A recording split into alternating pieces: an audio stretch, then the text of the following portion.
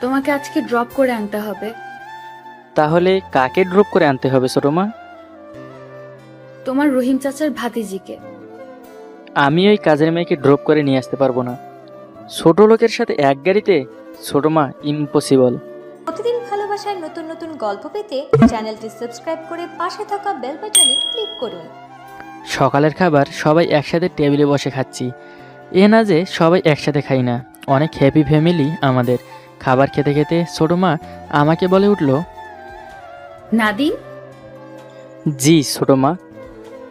আজ তো অফিস ছুটি, তাই না? হ্যাঁ, আজ অফিস ছুটি। একটা কথা বলতে চাইছিলাম তোমাকে। হ্যাঁ ছোট মা, বলেন। তোমাকে আজকে ড্রপ করে আনতে হবে। ওকে ছোট মা। বুঝি আপনার বান্ধবীকে নাকি? না, তাকে না। তাহলে কাকে ড্রপ করে আনতে হবে ছোট মা? তোমার রহিম চাচার ভাতিজিকে। কথাটা শুনে রহিম চাচার দিকে তাকালাম আমি। কেন ছোট মা, কাজের লোক কি দরকার নাকি? আমার কথাটা শুনে সবাই আমার দিকে তাকালো। না, তাহলে? এসএসসিতে গোল্ডেন এ প্লাস পেয়েছে, এতে কয়েক জায়গায় চয়েস এসেছে, ঢাকাতে চান্স পেয়েছে। চান্স পেয়েছে তাই কি হয়েছে ছোট মা? ওর নাকি মেডিকেলে পড়ার খুব শখ, আরও খুব ভালো ছাত্রী, তাই যদি এখানে পড়াশোনা করে তাহলে ভালো রেজাল্ট হবে। এই কলেজে তো দুর্বল ছাত্রছাত্রী এলাও না, তাই ভালো কলেজে পড়াশোনা করে ভালো রেজাল্ট তৈরি করে মেডিকেলে পড়তে চায়। তা পড়ুক, সমস্যা কি? এখানে তো ওর কোনো আত্মীয় স্বজন নাই, তাই রহিম বলেছে এখানে আসলে কেমন হয়। আর মেয়েটা নাকি বলে লক্ষ্মী, সব কাজ করতে পারে, আর আমাদের তো একটা কাজের মেয়ে লাগবে, এতে সেই কাজও হয়ে যাবে। আমি ওই কাজের মেয়েকে ড্রপ করে নিয়ে আসতে পারবো না। ছোট লোকের সাথে এক গাড়িতে? ছোট মা, ইম্পসিবল। কথাটা শুনে সবাই আমার দিকে তাকালো। অবশ্য এরকম কথা আমি প্রায় শোনাই। তখন রহিম চাচা বলে উঠল, থাক, ও গ্রামে পড়াশোনা করবে, এখানে পড়তে হবে না। আমি ফোন করে বলে দিব। কথাটা বলে রহিম চাচা চোখের পানি মুছতে মুছতে চলে গেল। তুই এটা কি বললি বাবা? মামুনি, কি বলছি সেটা তুমি নিশ্চয়ই বুঝতে পেরেছো। এভাবে বলতে হয় না, তারা মনে কষ্ট পায়। পেলে পাক, আমি তাকে আনতে পারবো না, বলে দিলাম। দিদি ভাই, তুই নাদিমকে বলে দে মেয়েটাকে নিয়ে আসতে। আমি এর চাইতে কোনো কিছু শুনতে চাই না। বলে খাবার না খেয়ে উঠে গেল ছোট মা। আমি যেতে পারবো না। সিঁড়ি দিয়ে যাবার সময় কথাটা শুনে বলল, আজ যেন বিকেলের মধ্যে এই বাড়িতে ওই মেয়ে দেখতে পাই।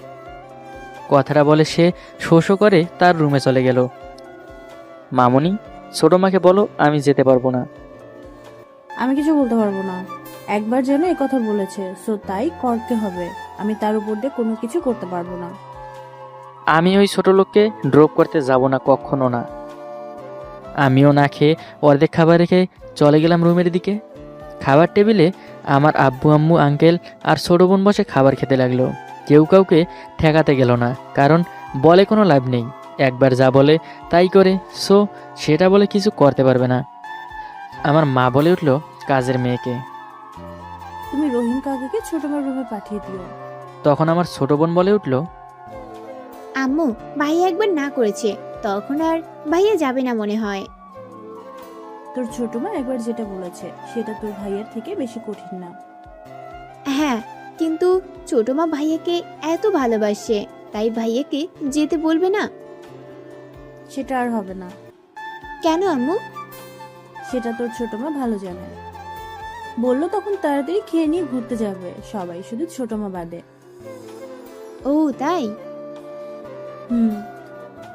তখন আঙ্কেল বলে উঠল, ওর নাকি আজ ভালো লাগছে না। কেন, কি হয়েছে রেখার? কিছু না ভাবি, শুধু বললো মাথা ব্যথা করছে। মেডিসিন লাগাতে বলো। ঠিক আছে ভাবি। সবাইকে রুমের দিকে গেল। এখন আপনাদেরকে পরিচয় দেই। বড়মা হচ্ছে আমার আম্মু, আর বড়মার দুটি সন্তান, এক নাদিম মানে আমি, আর ছোট বোন খুশি। আর ছোটো মা যিনি হলেন আমার খালা, মানে আমার আম্মুর ছোট বোন। আমার আম্মু ও খালা দুজনের যমজ বোন ছিল। আর আব্বু আর আঙ্কেল ছোট ভাই, মানে আব্বু বড় আঙ্কেল ছোট। আমার আম্মুকে দেখতে গিয়ে আমার খালাকে পছন্দ হয়ে যায় আমার দাদির। তখন আমার দাদি দুজনকেই বউ করে নিয়ে আসে। আমার আম্মুর দুটি সন্তান, আমি আর আমার বোন। আর খালা মানে ছোটো মার কোনো সন্তান নেই, তাই আমাকেই বেশি ভালোবাসে। কেউ আমাকে কিছু বলতে পারে না ছোটো মার কারণে। যা কিছু ছোটো মা করেন সব। ছোটো মা অনেক রাগী আর জেদি, যা বলে তাই করে। এতে ছোট বলে তাকে সম্মান করে, আর বিশেষ করে ছোটো মা যা বলে তাই করতে হয় সবার। থাক, এসব কথা পরে একসময় বলবো। রহিম চাচা ছোটো মার ঘরে চলে যায়। ছোটো মার ঘরে নক করে, তখন ছোটো মা বলে উঠল, ভেতরে আসো। আমাকে কেন ডাকছেন ছোট ম্যাডাম? তুমি কি মন খারাপ করছো নাদিমের কথায়? আরে না ম্যাডাম, গরিব মানুষের আবার মন খারাপ হবে কেন? যা সত্যি তাই বলেছি ছোট সাহেব। আরে তুমি এমন করে বলছো কেন? প্লিজ কিছু মনে করো না রহিম, আমি ওর হয়ে ক্ষমা চাচ্ছি। আরে ম্যাডাম কি বলছেন আপনি? ক্ষমা তো আমার চাওয়া উচিত। ঠিক আছে, সে কথা বাদ দাও। তুমি কি ফোন করে না করে দিয়েছো? হ্যাঁ, না করেছি। বাপ মা মোরা মেয়ে তো, তাই বুঝে বলে না করে দিয়েছি। তুমি এখন ফোন করে বলে দিবে বিকেলের ট্রেনে চলে আসতে। ছোট ম্যাডাম থাক, গ্রামের কলেজে পড়ুক। যদি ভালো রেজাল্ট হয় তাহলে পরে মেডিকেলে ভর্তি করে হোস্টেলে থেকে পড়াশোনা করবে। আরে যেটা বলছি সেটা করো। ঠিক আছে। তাহলে এখন রুমে গিয়ে ফোন করে 2টা ট্রেনে ঢাকায় আসতে পারবে। আর আসতে আসতে 4টা বেজে যাবে। ঠিক আছে। রহিম চাচা চলে গেল, আর ছোটো মা রেকিং চেয়ারে বসে রইল। একটু পর রহিম চাচা এলো রুমে। এরকম চেয়ারে বসে চিন্তা করছে দেখে বলল, নাদিমের আম্মু, বলতে চাইছিলাম কি, কি বলবে বলো? নাদিম থাক, আমি ড্রপ করে নিয়ে আসি। কথাটা শুনে তার দিকে তাকালো। নাদিম তো যেতে ইচ্ছে করছে না, তাই আমি গিয়ে ড্রপ করে নিয়ে আসি। আর নাদিম খুশিদের সাথে ঘুরতে যাক। আমি যেটা বলেছি সেটা হবে। নাদিমকে আনতে হবে। তোমার যেটা ভালো মনে হয় সেটা করো। হুম। আমি একটু বাইরে যাব, আধ ঘন্টা পর চলে আসব। এদিকে রেখা শুধু চিন্তা করছে, আজ নাদিম খাবার খায়নি। চেয়ার থেকে উঠে খাবার নিয়ে চলে গেল নাদিমের রুমে। নক করে রুমে ঢুকলো। নাদিম রাগ করে শুয়ে আছে। তখন কাছে গিয়ে মাথায় হাত বুলিয়ে বলল, রাগ করেছিস তাই না আব্বু? একবার ছোটো মার দিকে তাকালো। আরে কথা বল। তুমি তো জানো এরকম কথা আমার একদম পছন্দ না। ওরা গরিব আর আমরা ধনী, এতে কি তারা ছোট লোক? না, তারাও মানুষ, আমরাও মানুষ। এতে ধনী গরিব বোঝায় না। আমরাও তো গরিব ছিলাম, এখন বিয়ে হয়েছে সেই জন্য ধনী। আর তাদের সামনে এসব কথা বলতে হয় না, এতে তারা অনেক কষ্ট পায়। এসব আর কখনো বলবে না, বলো? আচ্ছা, কথা না বললি, আমি চলে গেলাম। আর কখনো আসবো না তোর কাছে। উঠে চলে যেতে লাগলো। তখন হাতটা ধরলো। তখন ছোটো মা থেমে গেল। আম্মু আমাকে না খেয়ে চলে যাবে? আর কি বলবে ছোটো মা? এমন একটা কথা শুনতে পেয়েছে যা হাজার রাগ করে থেকে কথা না বলে পারবে না ছোটো মা। ছল ছল চোখ নিয়ে বসে পড়ে খাটের ওপর, কিছু বলতে পারছে না। কি বলবে? আম্মু ডাক শুনে যে মনটা শান্ত হয়ে গেছে। যত রাগ করুক না কেন, নাদিম যদি আম্মু বলে ডাক দেয় তখন সব কিছু ভুলে নাদিমের সাথে কথা বলে। দুর্বল কথাটা মাঝে মাঝে সময় মতো বলে ফেলে। নাদিম ছোটো মাকে জড়িয়ে কেঁদে দেয়, ছোটো মা কেঁদে দেয়। নাদিম চোখের পানি মুছে দিয়ে বলে, আরে কাঁদতে নেই, এখন খা। আপনি কেন কাঁদতেছেন? একটা দুষ্ট ছেলের কথা শুনে বুকের ভেতর কেমন করে দিয়ে যায়, আর তখন চোখ দিয়ে পানি বের হয়। কথা নাই, আমি দুষ্টু, তাই না? আরে দুষ্টু না, আমার লক্ষ্মী আব্বু। এখন খাইয়ে দাও, খুব ক্ষুধা লাগছে। এই নে, হা কর। হা, এখন আপনি খান। পরে খাবো। আচ্ছা তাহলে আমিও খাবো না। অভিমানী করে একটু অন্যদিকে ঘুরে বসে গেলাম। এইদিকে ঘুরে বস। খাবও না, বসবও না। আরে রাগ করিস কেন? আপনি না খেলে আমিও খাবো না। আচ্ছা আয়, দুজনে খাবো। আই লাভ ইউ আম্মু। আই লাভ ইউ টু আব্বু। আপনি আগে খান, তারপর। তুমি আগে। না, তাহলে কিন্তু। এই নে, হয়েছে? মা। হা কর। হা। ছোট মা নাদিমকে খাইয়ে দিচ্ছে আর নিজেও খাচ্ছে। খাওয়া শেষ করে ছোট মা বলল, বিকেলে 3:30টায় বের হয়ে ড্রপ করে আনো কিন্তু। আম্মু। আব্বু আর কিছু শুনতে চাই না। ঠিক আছে। লক্ষ্মী আব্বু আমার। উম্মুয়া। চলে গেল রুম থেকে। রাগেতে ভালো হয়েছে, 3টা চুমু ফিরিতে আর আম্মুর ভালোবাসা। আহ, কত ভালো লাগছে। কিছুক্ষণ রেস্ট নেওয়ার জন্য শুয়ে পড়লাম। ঘুম ঘুম চোখে ঘড়ির দিকে তাকিয়ে দেখি 3:45 বেজে গেছে। লাফ দিয়ে উঠে পড়লাম। আমার ফ্রেশ হতে 15 থেকে 20 মিনিট লাগবে। উঠে ওয়াশরুমের দিকে দৌড় দিলাম। কিছুক্ষণ পর ওয়াশরুম থেকে বের হয়ে চলে এলাম। তাড়াতাড়ি করে রেডি হতে লাগলাম। যদি আমার আগে স্টেশনে পৌঁছে যায় তাহলে তো চিনব না। গরিব ঘরের মেয়ে কোনোদিন আসে নাই, আর এই প্রথম। তাই এত বড় শহর হারিয়ে যাবে। রেডি হয়ে বের হলাম। আসার সময় ফোন নাম্বারটা নিয়ে এলাম, তা না হলে চিনব কেমনে। গাড়ি দূরত্ব চালাতে লাগলাম, কারণ স্টেশনে পৌঁছতে 20 থেকে 25 মিনিট লাগবে। এখন 3:55 বাজে, তাই দ্রুত যেতে হবে। প্রায় 18 মিনিট পর স্টেশনে পৌঁছে গেলাম। তাই গাড়িটা এক জায়গায় পার্ক করে রেখে দিলাম। একটু আগে একটা ট্রেন চলে গেল, হয়তো এটাতে এসেছে। ছোট মা বলেছিল 4টার সময় স্টেশনে পৌঁছে যেতে, কিন্তু এখন 4:20 বাজে, মানে 20 মিনিট লেট হয়েছে। সে তো একা একা চলে যায়নি কোথাও, তো আর যাবে কোথাও বুঝতে পারছি না। সে তো শহরে কোনোদিন আসে নাই, কোথায় পাবো তাকে বুঝতে পারছি না। এত বড় স্টেশনে সবেমাত্র এসে একজনকে খুঁজে পাওয়া বড় বোকামি হবে। তাই একটু খুঁজতে লাগলাম। একজনকে দেখতে পেলাম স্টেশনে বসার সিটে বসে আছে। কেমন জানি দেখতে, গায়ের রং শ্যামলা হবে, পরনে শাড়ি পরেছে, দেখতে খারাপ না। এটা তো হবে না আবার, দূর, এটা হবে কেন? গ্রামের মেয়েদের মতো লাগছে না। চলে এলাম অন্য জায়গায়। তারপর ফোনটা বের করে ফোন দিলাম। হ্যাঁ, হ্যালো।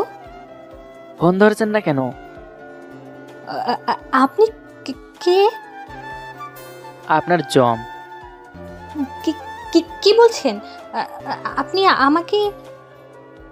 কি বলছি মানে? যেটা সত্যি সেটা বলছি। আমি আপনাকে চিনি না, ফোন রাখুন। ওই মেয়ে, ফোন রাখবে না। আমি আপনাকে হ্যালো হ্যালো। ধ্যাত, ফোনটা কেটে দিল। কেন যে ও কথা বলতে গেলাম, মনে হয় মেয়েটা ভয় পেয়ে গেছে। আবার ফোন দিলাম, রিং হচ্ছে কিন্তু ধরছে না। কিছুক্ষণ রিং হয়ে কেটে গেল। আবার কল দিলাম, কিন্তু সেই রিং হচ্ছে কিন্তু ধরছেই না। আবার ফোন দেবো কি? না, আর দেওয়া যাবে না। যদি ফোনটা বন্ধ করে রেখে দেয় তাহলে সব শেষ। কি করি এখন? ও হ্যাঁ, মেসেজ দেওয়া যাক, তাহলে কাজ হবে। এই যে ম্যাম, আমি আপনাকে নিতে এসেছি, দয়া করে ফোনটা রিসিভ করে কথা বলেন। সেন্ড করলাম সেই নাম্বারটাতে। একটু পর ফোন আসলো। ফোনটা রিসিভ করে বললাম, হ্যালো, আপনি ফোন ধরছেন না কেন? হ্যাঁ, এভাবে বলা যাবে না, তাহলে আবারও ভয়কে ফোনটা কেটে দিবে। নিজেকে কন্ট্রোল করতে হবে। সরি, এভাবে রেখে কথা বলার জন্য। সত্যি তো আপনি আমাকে রিসিভ করতে এসেছেন? আপনি কোথায় আছেন দয়া করে বলবেন? সন্ধ্যা হতে বেশি দেরি নেই, তাড়াতাড়ি বলেন। আমি টিকিট কাউন্টারের পাশে একটা সিটে বসে আছি। ঠিক আছে, আপনি ওখান থেকে এক পা সরাবেন না, বুঝলেন? হুম। ফোনটা কেটে দিলাম। মেয়েটা খুব ভয় পেয়েছে মনে হয়। টিকিট কাউন্টারের দিকে চলে গেলাম। প্রায় সন্ধ্যা হয়ে যাচ্ছে। পশ্চিম আকাশে সূর্যি মামা লুকিয়ে যাওয়ার প্রস্তুতি নিচ্ছে। এখন কিছুটা ভিড় জমে যাচ্ছে স্টেশনে। কিছুক্ষণ হেঁটে চলে গেলাম টিকিট কাউন্টারের কাছে। সিটে বসে আছে সেই মেয়েটি, আর একটা বয়স্ক মহিলা বসে আছে, সাথে একটা বয়স্ক করে পুরুষ। এই মেয়ে নাকি? না, এটা না। যদি এই মেয়ে হয় তাহলে এই বয়স্ক মানুষ কি হয়? ছোট মা বলেছিল একা একা আসবে, তাহলে এই মেয়েটি না। তাহলে কোন মেয়ে হবে? আশেপাশে 2টি সিট আছে, সেখানে তো কোনো ইয়াং মেয়ে দেখতে পাচ্ছি না। এই মেয়ে হবে, কারণ মুখে ভয়ের ছাপ পাওয়া যাচ্ছে। কিন্তু পাশের বয়স্ক লোকগুলিকে, মানুষকে না চিনে রিসিভ করতে আসা পাগলের মতো জ্ঞান। সব কিছু ভেবে হঠাৎ মনে পড়ে গেল তার নাম্বার তো আছে আমার কাছে, তাহলে ফোন দিলে সব ভাবনার শেষ হয়ে যাবে। ফোনটা বের করে সেই নাম্বারে ফোন দিলাম। রিং হচ্ছে, কিন্তু ধরছে না। মেয়েটার মুখ শুকিয়ে গেল, স্পষ্ট বোঝা যাচ্ছে। এদিক ওদিক একবার তাকালো, তারপর ব্যাগের ভেতর থেকে ফোনটা বের করলো। তখন বুঝতে বাকি রইল না, এই মেয়ে ছাড়া কেউ না। আমি তার দিকে এগিয়ে যেতে লাগলাম। কাছাকাছি যেতে ফোনটা বেজে উঠলো। ফোনটা রিসিভ না করে কাছে চলে গেলাম। তার দিকে একবার তাকালাম, আমার দিকে তাকাচ্ছে না। মনে হচ্ছে অনেক টেনশনে পড়ে গেছে। এমনভাবে কেউ বসে থাকে নাকি? পাশে গিয়ে দাঁড়ালাম, তারপর তার দিকে তাকিয়ে বললাম, হ্যালো ম্যাম।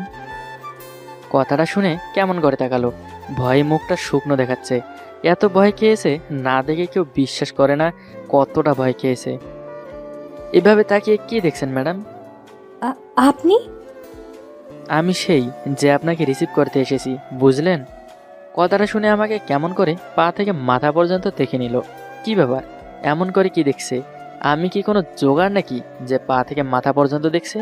আবার বললাম, কি দেখছেন এমন করে? কিছু না। আপনি সত্যি সত্যি করে বলেন তো কে আপনি? কথাটা শুনে একটা জোরে হাসি দিলাম।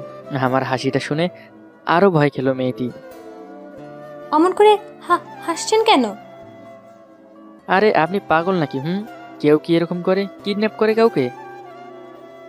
হ্যাঁ, করে তো। আমাদের গ্রামের একজনকে ঢাকায় এনে পাচার করে দিয়েছে। না থাক, আর এভাবে কথা বলা যাবে না। পরে না হয় আমাকে বিশ্বাস না করে আমার সাথে যেতে রাজি না হয়। আরে না, আমি কিডন্যাপার না। আমি আপনাকে নিতে এসেছি। রহিম চাচার ভাইয়ের মেয়ে না আপনি? কথাটা শুনে একটু সাহস পেল মনে মনে যে আমি কিডন্যাপার না, আমি তাকে রিসিভ করতে এসেছি। রহিম চাচার আপনি কি হন? কিছু না, চলেন। কোথায়? আরে আপনি রহিম চাচার বাসায় যাবেন না? হ্যাঁ, যাব। চলেন। আমি একটু ফোনে কথা বলতে পারি? ঠিক আছে, তাড়াতাড়ি বলেন। ঠিক আছে। ফোনটা টিপে ফোনটা নিয়ে একটু দূরে গেল। তারপর কার সাথে কথা বলল। ফোনে কথা বলার সময় আমার দিকে তাকিয়ে কি যেন বলল। কথা বলা শেষ করে আমার কাছে চলে এলো। তারপর বলল, চলেন। এদিকে কোথায় যান? কেন, বাস স্টপে। গাড়ি নিয়ে এসেছি। ঠিক আছে, চলেন। চলে যেতে লাগলো। তখন বললাম, আপনার ব্যাগটা কে নেবে? পেছনে ঘুরে তাকিয়ে বলল, কে আবার? আপনি? রহিম চাচা বলেছে। হোয়াট? আপনার মাথা ঠিক আছে? রহিম চাচা আমাকে বলেছে ব্যাগটা আমি নিয়ে যাব। হ্যাঁ। আপনি কি ভালো করে শুনেছেন যে আমাকে আপনার ব্যাগটা নিয়ে যেতে বলেছেন? রহিম চাচা যখন বলেছিল, দেখ মা, তোকে যে রিসিভ করতে এসেছে তাকে ব্যাগটা নিতে দিস না, ও তোকে রিসিভ করতে গেছে, তাকে কিছু করিস না। এটা শুনে চাচাকে বললাম, ঠিক আছে, তুমি চিন্তা করতে হবে না, আমি তাকে দিয়ে ব্যাগ গাড়িতে ওঠাবো। শুধু গাড়ি চালালে হবে না, বরং কাজও করতে হবে। তারপর ফোনটা কেটে দিলাম, কারণ আরও কথা বললে দেরি হবে। তাই ভাবলাম সরাসরি গিয়ে কথা বলবো। তাই দাঁড়িয়ে না থেকে তাড়াতাড়ি চলেন। কথাটা শুনে তো 1000+ ভোল্ট হয়ে গেল। আমাকে নাকি তার ব্যাগ টানতে হবে, আর সে তো পুরো কথাটা ভালো করে না শুনে কি বলল তার চাচাকে আমি নাকি তার ব্যাগ টানার জন্য এসেছি। আরে কি ভাবছেন? হ্যাঁ যান, কিছু ভাবতে হবে না, আমি 10 টাকা দিয়ে দেব। চা পান না হয় সিগারেট কিনে খেন। সে কি বলছে সে নিজে জানে না আমি কার ছেলে আর কাকে কি বলছে। সব ছোট মার জন্য শুনতে হচ্ছে। আরে তাও দাঁড়িয়ে আছেন কেন? চলেন ব্যাগটা নিয়ে। ও বুঝেছি, 10 টাকা দিয়ে হবে না, ঠিক আছে, 20 টাকা দেব। আচ্ছা, আপনি আমাকে কি ভাবছেন? কেন, ড্রাইভার? কি? আমার বাড়ি যাচ্ছে, আমার গাড়িতে যাচ্ছে, আর আমাকেই বলছে ড্রাইভার? কেমন লাগে বলতে পারছি না। ও বুঝেছি, ড্রাইভার বলে খুব খারাপ লাগে। আপনি কিন্তু ঠিক আছে, ড্রাইভার বলবো না, চলেন তো। চাচা খুব টেনশন করছে। আপনি ভুল বুঝতেছেন, আর এ ভুলের ক্ষমার জন্য কি করবেন সেটা আমি নিজেও জানি না। কিছু বললেন? কই না তো। তাহলে চলেন। চলেন। মেয়েটা কয় কি আমি নাকি ড্রাইভার? কি আর করা, ছোট মার জন্য অন্যজনের ব্যাগ টানতে হচ্ছে। একটু হেঁটে ব্যাগটা নিয়ে চলে এলাম গাড়ির কাছে। রাগে শরীর জ্বলে যাচ্ছে, কিন্তু কিছু করার নেই, সব কপালের লিখন। ব্যাগটা গাড়ির ভেতর রেখে দিলাম। তারপর গাড়ির ভেতর আমি উঠে পড়লাম, কিন্তু সে উঠছে না। আবার নেমে এলাম তার কাছে। কি হলো, গাড়িতে উঠছেন না কেন? আমি পেছনের সিটে উঠতে পারবো না। সামনে ড্রাইভারের কাছে সিটে বসে পড়েন। আমি খুলতে পারি না। কি মুশকিলে পড়লাম রে বাবা। মুশকিলে পড়লেন কখন? আরে কিছু না। তাহলে খুলে দিন। আমি খুলে দিলাম, গিয়ে বসে পড়েন। ঠিক আছে। আবার আটকিয়ে দিলাম। তারপর আমি ড্রাইভার সিটে বসে পড়লাম। এত রাগ উঠছে, তাকে চিবিয়ে খেলে রাগ শেষ হবে না। তার দিকে তাকিয়ে আছি দেখতে কিছুটা মায়াবী, কিন্তু এখন আর মায়াবী লাগছে না, মনে হচ্ছে একটা লাগিয়ে দেই। কি দেখছেন অমন করে? কিছু না। তাহলে চলেন। বেলটা লাগিয়ে নিন। কেন লাগাবো? আমি সেটা পারি না। ঠিক আছে, আমি লাগিয়ে দেই। না, আপনার মতলব কি? মতলব মানে? আপনি কেন লাগিয়ে দিবেন? ঠিক আছে, আপনি নিজে লাগান। মেয়েটা চেষ্টা করছে বেলটা লাগানোর, কিন্তু পারছে না। হাসছেন কেন? এমনি। শোনেন, আমি কখনো গাড়ির বেল্ট লাগাইনি, তাই পারছি না। দেখে বোঝা যাচ্ছে। মানে? কিছু না। আমি কি লাগিয়ে দিব? কথা বললো না, কি যেন ভেবে বলল। ঠিক আছে, লাগিয়ে দিন, কিন্তু শরীরে টাচ করবেন না। কি বলে মেয়েটি, মাথা খারাপ করে দিচ্ছে। ঠিক আছে। বেলটা লাগিয়ে দিলাম, গাড়ি স্টার্ট দিলাম। গাড়ি কিছুক্ষণ যাওয়ার পর বলল, আপনি কয় বছর ধরে গাড়ি চালান? সেই বাড়ির? কথাটা শুনে তার দিকে একবার তাকালাম। সে কি বলছে সে নিজে জানে না, আমি কে সেটাও জানে না। আচ্ছা, আপনি আমাকে কেন গাড়ির ড্রাইভার মনে করছেন? বারে, গাড়ির ড্রাইভার তাকে গাড়ির ড্রাইভার বলবো না কি বলবো? আপনি ভুল বলছেন, আমি সেই বাড়ির বড় ছেলে। কথাটা শুনে একটু হাসলো। বাহ, দারুণ হাসি তো। হাসছেন কেন? হাসছি এজন্য যে বাড়িওয়ালার ছেলে কখনো ছেঁড়া প্যান্ট পরে না। কথাটা শুনে বুঝতে পারলাম কেন এতক্ষণ এই কথা বলছে। চুপ হয়ে গেলেন কেন? এমনি। এমনি নাকি ধরা পড়ে গেছেন সেজন্য চুপ হয়ে গেছেন? মেয়ে কি বলে সে তো নিজেই জানে না। ডিজিটাল যুগে ফ্যাশন প্যান্ট পরে, তাই বলে সেরা প্যান্ট। কার পাল্লায় পড়লাম রে বাবা। আমি জানি আপনি ধরা পড়ে গেছেন। পাগল হলেন নাকি? আর কেন ধরা পড়ব? এই যে বলছিলেন বাড়ির বড় ছেলে। আসলে কি উনি ভালো ছাত্রী, নাকি মিথ্যে বলে আমাদের বাসায় কাজের মেয়ে নিয়ে এসেছে রহিম চাচা? বুঝতে তো পারছি না। কেমন গভর মাথা নিয়ে গোল্ডেন A+ পেয়েছে, নাকি আমাকে নিয়ে মজা নিচ্ছে, বুঝতে পারছি না। আমি জানি আমাকে মিথ্যা বলে নিজেকে বাড়ির বড় ছেলে পরিচয় দিচ্ছেন, কিন্তু আপনি জানেন না যে এই বাড়ির বড় ছেলে যদি সেটা জানতে পারে তাহলে আপনাকে কি করবে, তা আপনি কল্পনাও করতে পারছেন না। যখন বাসার ভেতর ঢুকে জানতে পারবে আমি কে, তখন কি হবে সেটা নিজে একবার ভেবে দেখেন। কিছু বললেন? কই না তো। আচ্ছা, যদি বাসায় গিয়ে জানতে পারলেন আমি ওই বাসার বড় ছেলে, মানে একমাত্র ছেলে, তখন? সেটা কখনো হবে না, তাই এটা নিয়ে ভাবার কোনো দরকার নেই। আপনি শিওর করে বলেন তো, ওই বাড়ির বড় ছেলে কেমন হবে? চাচার কাছে শুনেছি ছেলেটা নাকি ভীষণ ভালো, কিন্তু মাঝে মাঝে মাথায় সমস্যা হয়। হোয়াট? মানে? কিছু না। আপনি কেমন করে জানলেন তার মাথায় সমস্যা আছে? নাকি রহিম চাচা বলেছে? আরে রহিম চাচা বলবে কেন? আমি বুঝতে পেরেছি। কেমনে বুঝলেন? রহিম চাচা বলে ছেলেটি নাকি মাঝে মাঝে রেগে গিয়ে খাবার খেয়ে উঠে আসে, কারো কথা শোনে না, আর বিশেষ করে ছোট মার কথা বেশি শোনে, যা বলে তাই করে। আরও কিছু, সেটা আপনাকে শুনতে হবে না। ড্রাইভারের মতো গাড়ি চালান। হোয়াট? মেয়েটা কি বলছে এইসব? মাথা হ্যাং করে দিচ্ছে, রাগে শরীর জ্বলে যাচ্ছে, কিছু করতে পারছি না। মেয়ে বলে কথা। ছোট মা মেয়েদের খুব সম্মান দিতে বলেছে, সো তাই বেঁচে গেলেন। এই যে বারবার আমার দিকে তাকাচ্ছেন, সেটা এই বাড়ির বড় ছেলে পছন্দ করবে না। সো আমার দিকে না তাকিয়ে গাড়ি চালান, তাহলে বেঁচে যাবেন। না হলে কি করবে? ওই বাড়ির বড় ছেলে চাকরি থেকে বরখাস্ত করবে, তাই তো? হ্যাঁ, আর আপনাকে এতে শাস্তি দিতে পারে। ধ্যাত, আর কিছু বললাম না, চলে এলাম বাসায়। গাড়ি থেকে নেমে বাসার ভেতর চলে যেতে লাগলাম। ব্যাগটা গাড়ির ভেতর রেখে বাসার ভেতর চলে যেতে লাগলাম। আমি পেছন থেকে বললাম, এই যে ম্যাডাম। কথাটা শুনে পিছনে ভাব নিয়ে তাকালো। বাবারে, এ দেখি গুন্ডি মেয়ে। আরে এখন যত রাগে তাকাও না কেন, ভেতরে গেলে মুখটা কালো হয়ে যাবে। কিছুক্ষণ আমার দিকে তাকিয়ে থাকলো, আমার দিকে এগিয়ে এলো, এমন ভাব নিচ্ছে মনে হচ্ছে উনি আমার বস আর আমি কিছু ভুল করেছি। কি হয়েছে? চিল্লানি দিলেন কেন পেছন থেকে? কথাটা শুনে মনে হচ্ছে একটা লাগিয়ে দেই, তাহলে বুঝবে চিল্লানি দিয়েছি কি না। কিন্তু দিলাম, বাঁচিয়ে দিলাম। আমি চিল্লানি দিয়েছি মানে? মাথা ঠিক আছে আপনার? আমি তো আস্তে ডাক দিয়েছি। হ্যাঁ, আস্তে ডাক দিয়েছি, তাই না? আর মাথা তো ঠিক জায়গায় আছে, ঘাড়ের সাথে আছে। কার পাল্লায় পড়লাম রে বাবা?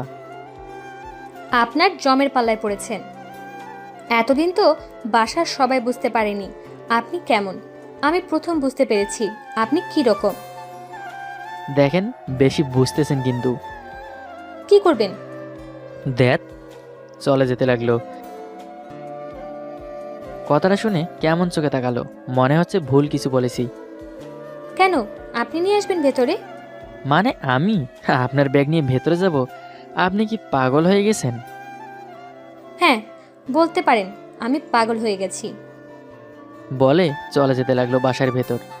ধ্যাত, লাভ নেই, সব আল্লাহ তাআলা কপালে লিখেছেন। আমার ছোট মার ওপর খুব রাগ উঠছে, কেন এই পাগলকে আনতে আমাকে পাঠালো।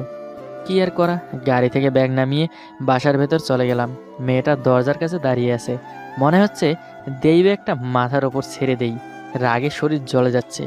মেয়েটি আগে বাসার ভেতর চলে গেল, আর পেছনে পেছনে আমিও চলে গেলাম। মামুনি আর ছোটো মা দেখি ড্রয়িং রুমে বসে আছে। আমাদের এরকম দেখে সবাই জানি কেমন চোখে তাকিয়ে আছে। সবাই এইটা উপলব্ধি করছে যে আমি কিনা নিজের ব্যাগটা নিজে নিতে চাই না, সে আমি আজ অন্যের ব্যাগ টানছি। মামুনি একটা হাসি দিল, তারপর হাত দিয়ে মুখের হাসিটা থামালো, কারণ আমার চোখে যে বারুদের মতো হয়ে আছে। শুধু মেয়েটা দেখছে না, তাছাড়া সবাই দেখছে। সে তো তাদের দিকে তাকিয়ে আছে। ছোটো মা হাসছে, কিন্তু মামুনির মতো না, মিষ্টি মিষ্টি হাসছে আমাকে দেখে। আরও রাগ উঠছে, মনে হচ্ছে আর সহ্য করতে পারছি না। মামুনি কিছু বলতে যাবে, তখনই মামুনিকে চোখ টিপ দিলাম। মামুনি সেটা বুঝতে পারলো। ছোটো মা তখন একটু বেশি হাসছে, ভাগ্য ভালো খুশি নাই। মামুনি তখন বলল, কেমন আছো তারিন? বাহ, নামটা তো সুন্দর, তার সাথে সুন্দরী আছে, কিন্তু এই সুন্দরী মানে সবার মতো ভালো সুন্দরী না, তাদের মাঝে পড়ে। মানে সুন্দরী বললে চলে, আবার কালো তাও না, মানে একটু সুন্দরী। জি আন্টি, ভালো। আপনারা? এই তো আল্লাহর রহমতে ভালো আছি আমরা। না, রহিম চাচা কোথায়? আছে তার রুমে। তা বাসার সবাই কোথায়? মামুনি আমার দিকে তাকিয়ে হেসে বলল, এখানে আছে। এখানে মানে আন্টি? তখন ছোট মা হেসে বলে উঠল, সবাই রুমে আছে। কি যেন মনে করে আমার দিকে তাকালো, তারপর কি যেন ভেবে বলল, ও সরি ড্রাইভার ভাইয়া, আমার মনে নেই আপনি ব্যাগটা নিয়ে দাঁড়িয়ে আছেন। সরি, আমার সত্যি মনে নেই। মামুনি আর ছোট মায়ের দিকে তাকাতে আরও বেশি রাগ উঠছে। এমন করে হাসার কি হলো? বলেন রুম কোথায়, আমি রেখে দিয়ে আসি। না ভাই, সমস্যা নেই, আপনি এখানে রেখে যান, আমি রুমে নিয়ে যাব। ব্যাগটা রেখে চলে যেতে লাগলাম। তার আগে মামুনি বলতে যাবে, তখন চোখের ইশারায় না করলাম বলতে। একটুখানি চলে এসেছি, তখন পেছন থেকে মেয়েটি ডাক দিল। এই যে ড্রাইভার ভাইয়া। আমি দাঁড়িয়ে গেলাম। কি আবার হলো যে দাঁড়াতে বলল? তখন আবার বলল, একটু এদিকে আসেন। আমি চলে গেলাম তার কাছে। দুজন তো হেসে যাচ্ছে তখন থেকেই। অবশ্য যদি মামুনি তখন বলে দিত আমি এ বাড়ির ছেলে, তখন এই অ্যাক্টিং করতে হতো না। কিন্তু আমি এই অ্যাক্টিং করছি, দেখি সে কি করে। ভাইয়া, মানে আপনাকে তো বলেছিলাম ব্যাগটা নিয়ে যান, তাহলে 10 টাকা দিব। আল্লাহ তাআলা বলেছেন শ্রমিকদের পারিশ্রমিক ঘাম শুকানোর আগে দিয়ে দাও, কিন্তু মনে ছিল না, তাই তার জন্য সরি। এই নিন 20 টাকা, চা পান খেয়ে নেবেন। কিন্তু এই অ্যাক্টিংয়ের জন্য টাকাটা নিতে হবে। আরে ওদিক তাকিয়ে আছেন কেন? তারা কিছু বলবে না, টাকাটা নিন। টাকাটা নিলাম হাতে, চকচক করছে টাকা, মনে হচ্ছে খুব যত্ন করে রেখেছিল। মামুনি আর ছোটো মা একটু অবাক হচ্ছে, কিন্তু মামুনি বেশি বোঝা যাচ্ছে, কিন্তু ছোটো মা সেরকম না, সে হয়তো বুঝতে পারছে আমি পরে তার উপর কী রিয়াকশন করি। সেটা বুঝতে হয়তো এরকম বেশি অবাক হচ্ছে না ছোটো মা। কারণ ছোটো মা আমাকে ভালো করেই চেনেন। আরে তাদের দিকে তাকিয়েছেন কেন? আপনি তো ইচ্ছে করে টাকা নিচ্ছেন না, বরং আমি নিজে ইচ্ছে করে দিচ্ছি, তাই কিছু বলবে না। তারপর মামনি আর ছোটো মার দিকে বলল, আন্টি, আসলে ড্রাইভারের কোনো দোষ নাই, আমি ইচ্ছে করে টাকাটা দিচ্ছি, তাই কিছু বলবেন না। আচ্ছা ঠিক আছে, কিছু বলবো না। ভাইয়া এখন যান, আর কোনো সমস্যা নেই। আমি চলে যেতে লাগলাম। তখন কে যেন ভাইয়া বলে ডাক দিল। ভাইয়া? ও খুশি ডাকছে, মনে হচ্ছে কেবল সব শেষ করে দিবে। আমি দাঁড়িয়ে পড়লাম, খুশিকে চোখ টিপ দিলাম। চোখের ইশারায় ভাইয়া বলতে না করছি, কিন্তু কে বুঝবে এই ইশারার কথা? ভাইয়া তুই এভাবে চোখ দিয়ে কি বলছিস? আমি তো কিছুই বুঝতে পারছি না।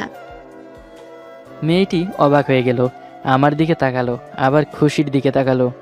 বাস খেলাম এবার। কাকে কি বলতে লাগলাম? মামনি ভাইয়া এরকম করছে কেন? ভাইয়ের কিছু হয়েছে নাকি?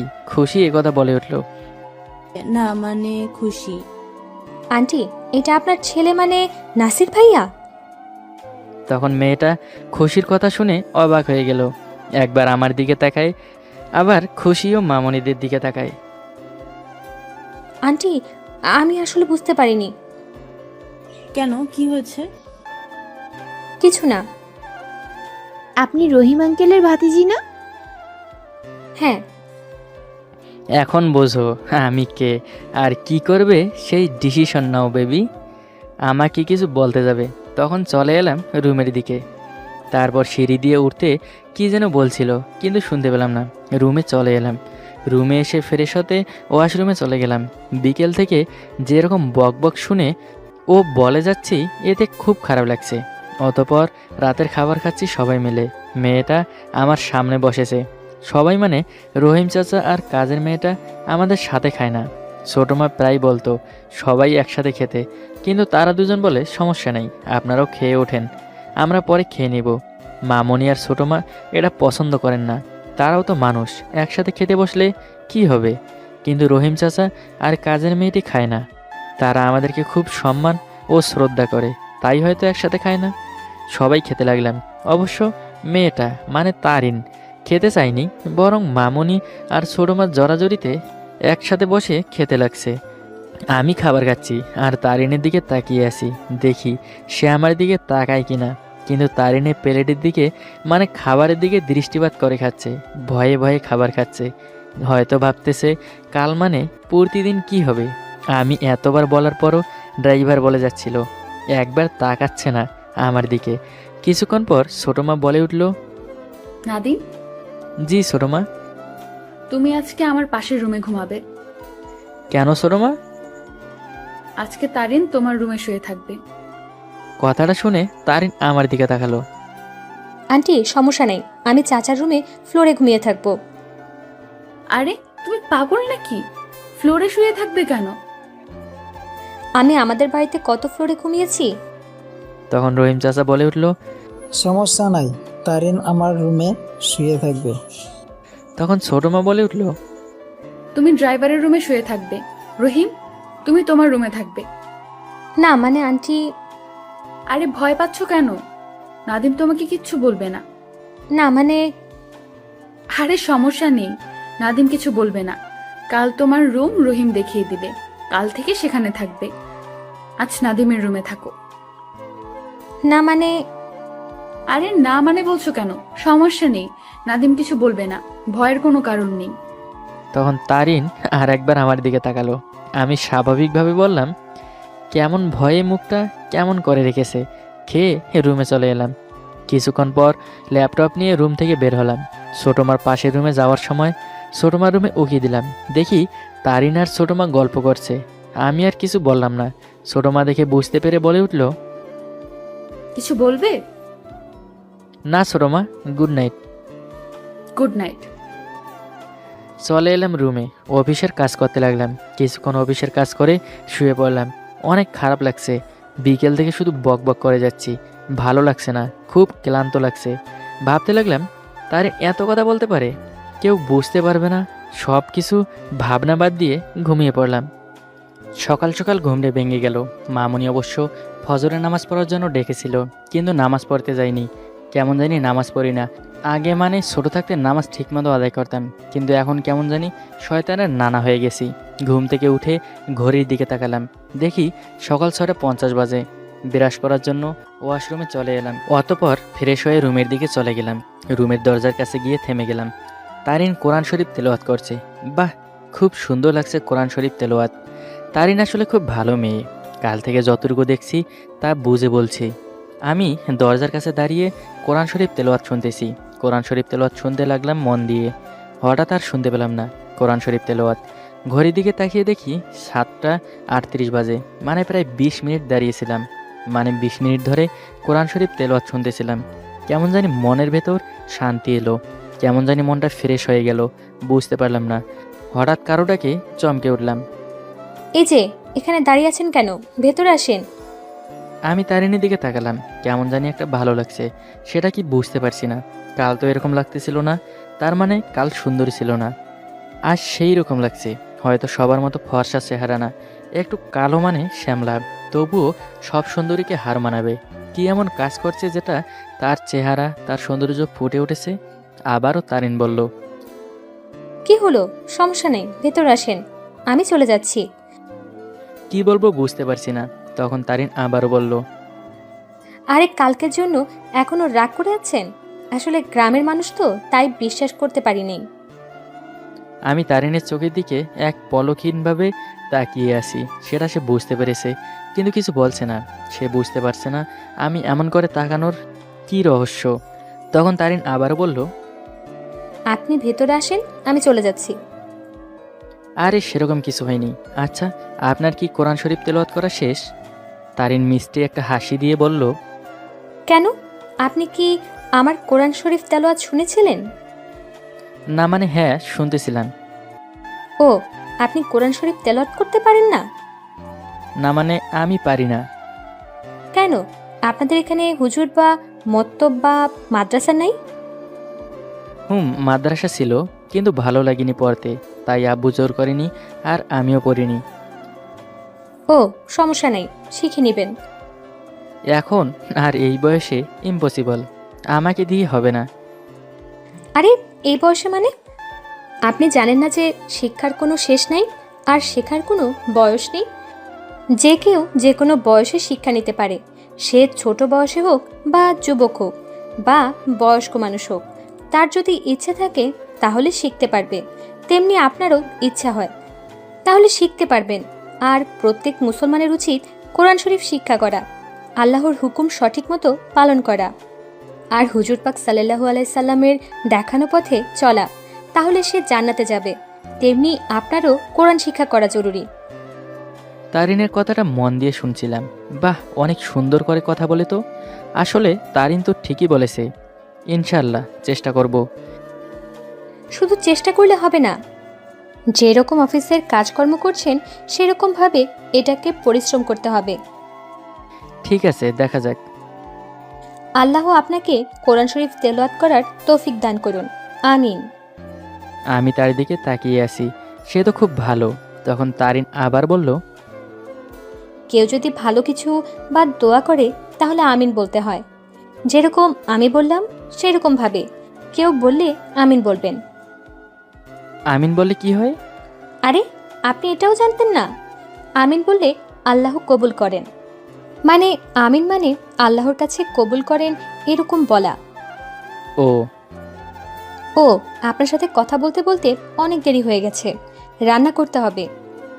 মানে আপনি রান্না করবেন কেন? কাজের মেয়ে তো আছে। আরে আমি কাজের মেয়ের মতো সব কাজ করতে পারি, তাই বলে দিছি একটা কাজের মেয়ের দরকার ছিল, তাকে লাগবে না। আমি কাজের মেয়ের সব কাজ করে দেব, বলতে পারেন কাজের মেয়ে। আপনি কাজের মেয়ের কাজ করবেন? হ্যাঁ, তাতে কি হয়েছে? আমি এ বাসায় এসেছি থাকবো, তাতে অনেক খরচ হবে। এতে কাজের মেয়ের মতো কাজ করলে কিছুটা খরচ কমে যাবে। আপনাকে তো ছোট মা কাজ করতে দিবে না। আরে সমস্যা নেই, আন্টিকে বলেছি, সে প্রথমে না করেছিল, কিন্তু আমি বলাতে বলেছিল তুমি এখানে থেকে পড়াশোনা করবে, তাছাড়া এগুলি করার জন্য কাজের মেয়ে আসবে কাল থেকে। তখন আমি বললাম সমস্যা নেই, আমি সব করতে পারি। সো আমার জোরাজুরিতে না করে দেয় কাজের মেয়েকে। ও ওহ, মনে নেই, আপনার অফিস 10টার দিকে, আর আমি কথা বলেই যাচ্ছি। আচ্ছা, পরে কথা হবে। বলে চলে গেল। আমি তার রুমে চলে যাওয়া দেখছি। মেয়েটা অনেক জ্ঞানী, কিভাবে সব কথা গুছিয়ে বলল। আমি রুমের ভেতর চলে গেলাম। রুমে এসে অবাক হলাম, এটা কি আমার রুম নাকি অন্য রুমে ভুল করে চলে এসেছি। সবচাইতে বেশি অবাক হলাম বিছানা দেখে। কাল রাতে যেরকম করে রেখে দিয়েছি সেরকমভাবে গোছানো। তাহলে কি বিছানা বাঁধে সব কিছু গুছিয়ে রাখছে? বাহ, অসাধারণ এক ঘর বানিয়েছে। তাহলে সে কি বিছানা না শুয়ে ফ্লোরে শুয়েছিল? সেরকমভাবে তো শুয়েছিল না।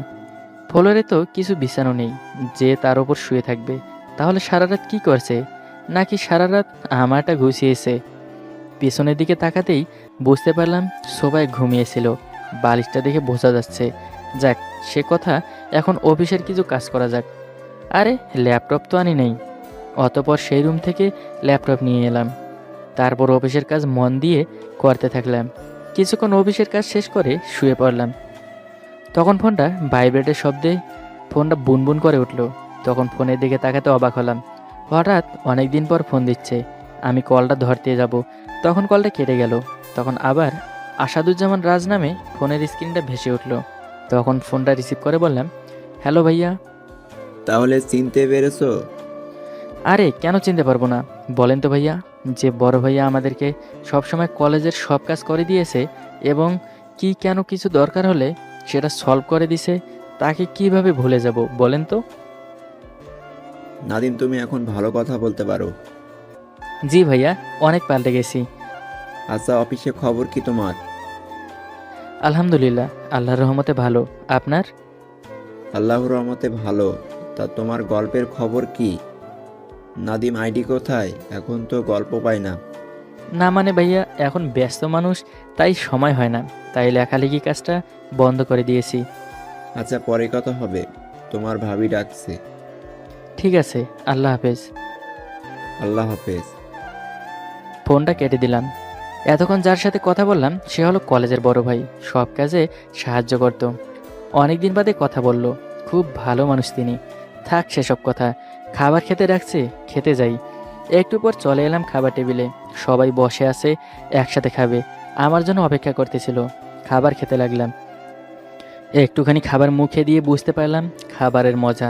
অনেক সুস্বাদু হয়েছে খাবারটা। সবাই খেয়ে একই কথা, খাবারটা অনেক সুস্বাদু হয়েছে। ছোট মা বলে উঠল, তারিন, তুই এত ভালো রান্না করতে পারিস? না, সত্যি খুব মানে জানি সুস্বাদু না হয়েছে তারিন। সুস্বাদু হয়েছে কিনা। এসব রান্না আম্মু শিখিয়েছে। আঙ্কেল তখন বলে উঠল, নামের সাথে কাজকর্ম ঠিকঠাক। দেখা লাগবে না রহিমের ভাতিজি। সত্যি মামনি, খাবারটা অসাধারণ সুস্বাদু হয়েছে। আম্মু, খাবারগুলি ফ্রিজে রেখে দাও, প্রতিদিন খাবো। সবাই হেসে দিল। তারিনের দিকে তাকালাম, মিষ্টি হাসছে। সকালের খাবারটা খেয়ে রুমে এলাম। এখন অফিসের জন্য রেডি হচ্ছি। তারপর অফিসে চলে গেলাম। সন্ধ্যায় বাসায় এসে রেস্ট নিলাম। রাতে খাবার খেয়ে শুয়ে পড়লাম। আজ আর অন্য রুমে না, আজ আমার রুমে শুয়ে পড়লাম। তারিনের রুম পরিষ্কার করে নিয়েছে। সকালে ঘুম থেকে উঠে ফ্রেশ হয়ে খাবার খেয়ে অফিসে যাই। আবার সন্ধ্যায় বাসায় চলে আসি। প্রতিদিন সুস্বাদু খাবার খেতে খুব ভালো লাগে। এভাবে কেটে গেল 4টি দিন। আজ সকালে খাবারের টেবিলে বসে খাবার খাচ্ছি। তখন ছোট মা বলে উঠল, নাদিম, জি ছোট মা। আজ তারিনকে অফিসে যেতে কলেজে নামিয়ে দিও। ঠিক আছে। তারিন, তুমি রেডি হয়ে থেকো, নাদিম তোমাকে নামিয়ে দিয়ে যাবে কলেজে। আজ প্রথম দিন, প্রথম কলেজ, একটু সেজে গুজে যেও। জি আন্টি। তাড়াতাড়ি করে খেয়ে রেডি হয়ে নাও। সকালের খাবার খেয়ে রুমে চলে এলাম। অফিসে যাওয়ার জন্য রেডি হচ্ছি। একটু পর ঘড়ির দিকে তাকিয়ে দেখি 9টা 15 বাজে। পরিপাটি হয়ে রুম থেকে বের হয়ে এলাম। সিঁড়ি দিয়ে নেমে যাচ্ছি। তখন মামনি পিছনে থেকে ডেকে উঠল। নাদিম, আমি পিছনে ঘুরে তাকালাম। জি মামনি। একটু আমার রুমে তো। আচ্ছি। মামনি রুমে চলে গেল। পিছনে পিছনে আমিও চলে গেলাম। কি জন্য মামনি তার রুমে যেতে বলল? নাকি কিছু দিবে আমাকে? না তো, কিছু দেবার মতো কিছু নাই।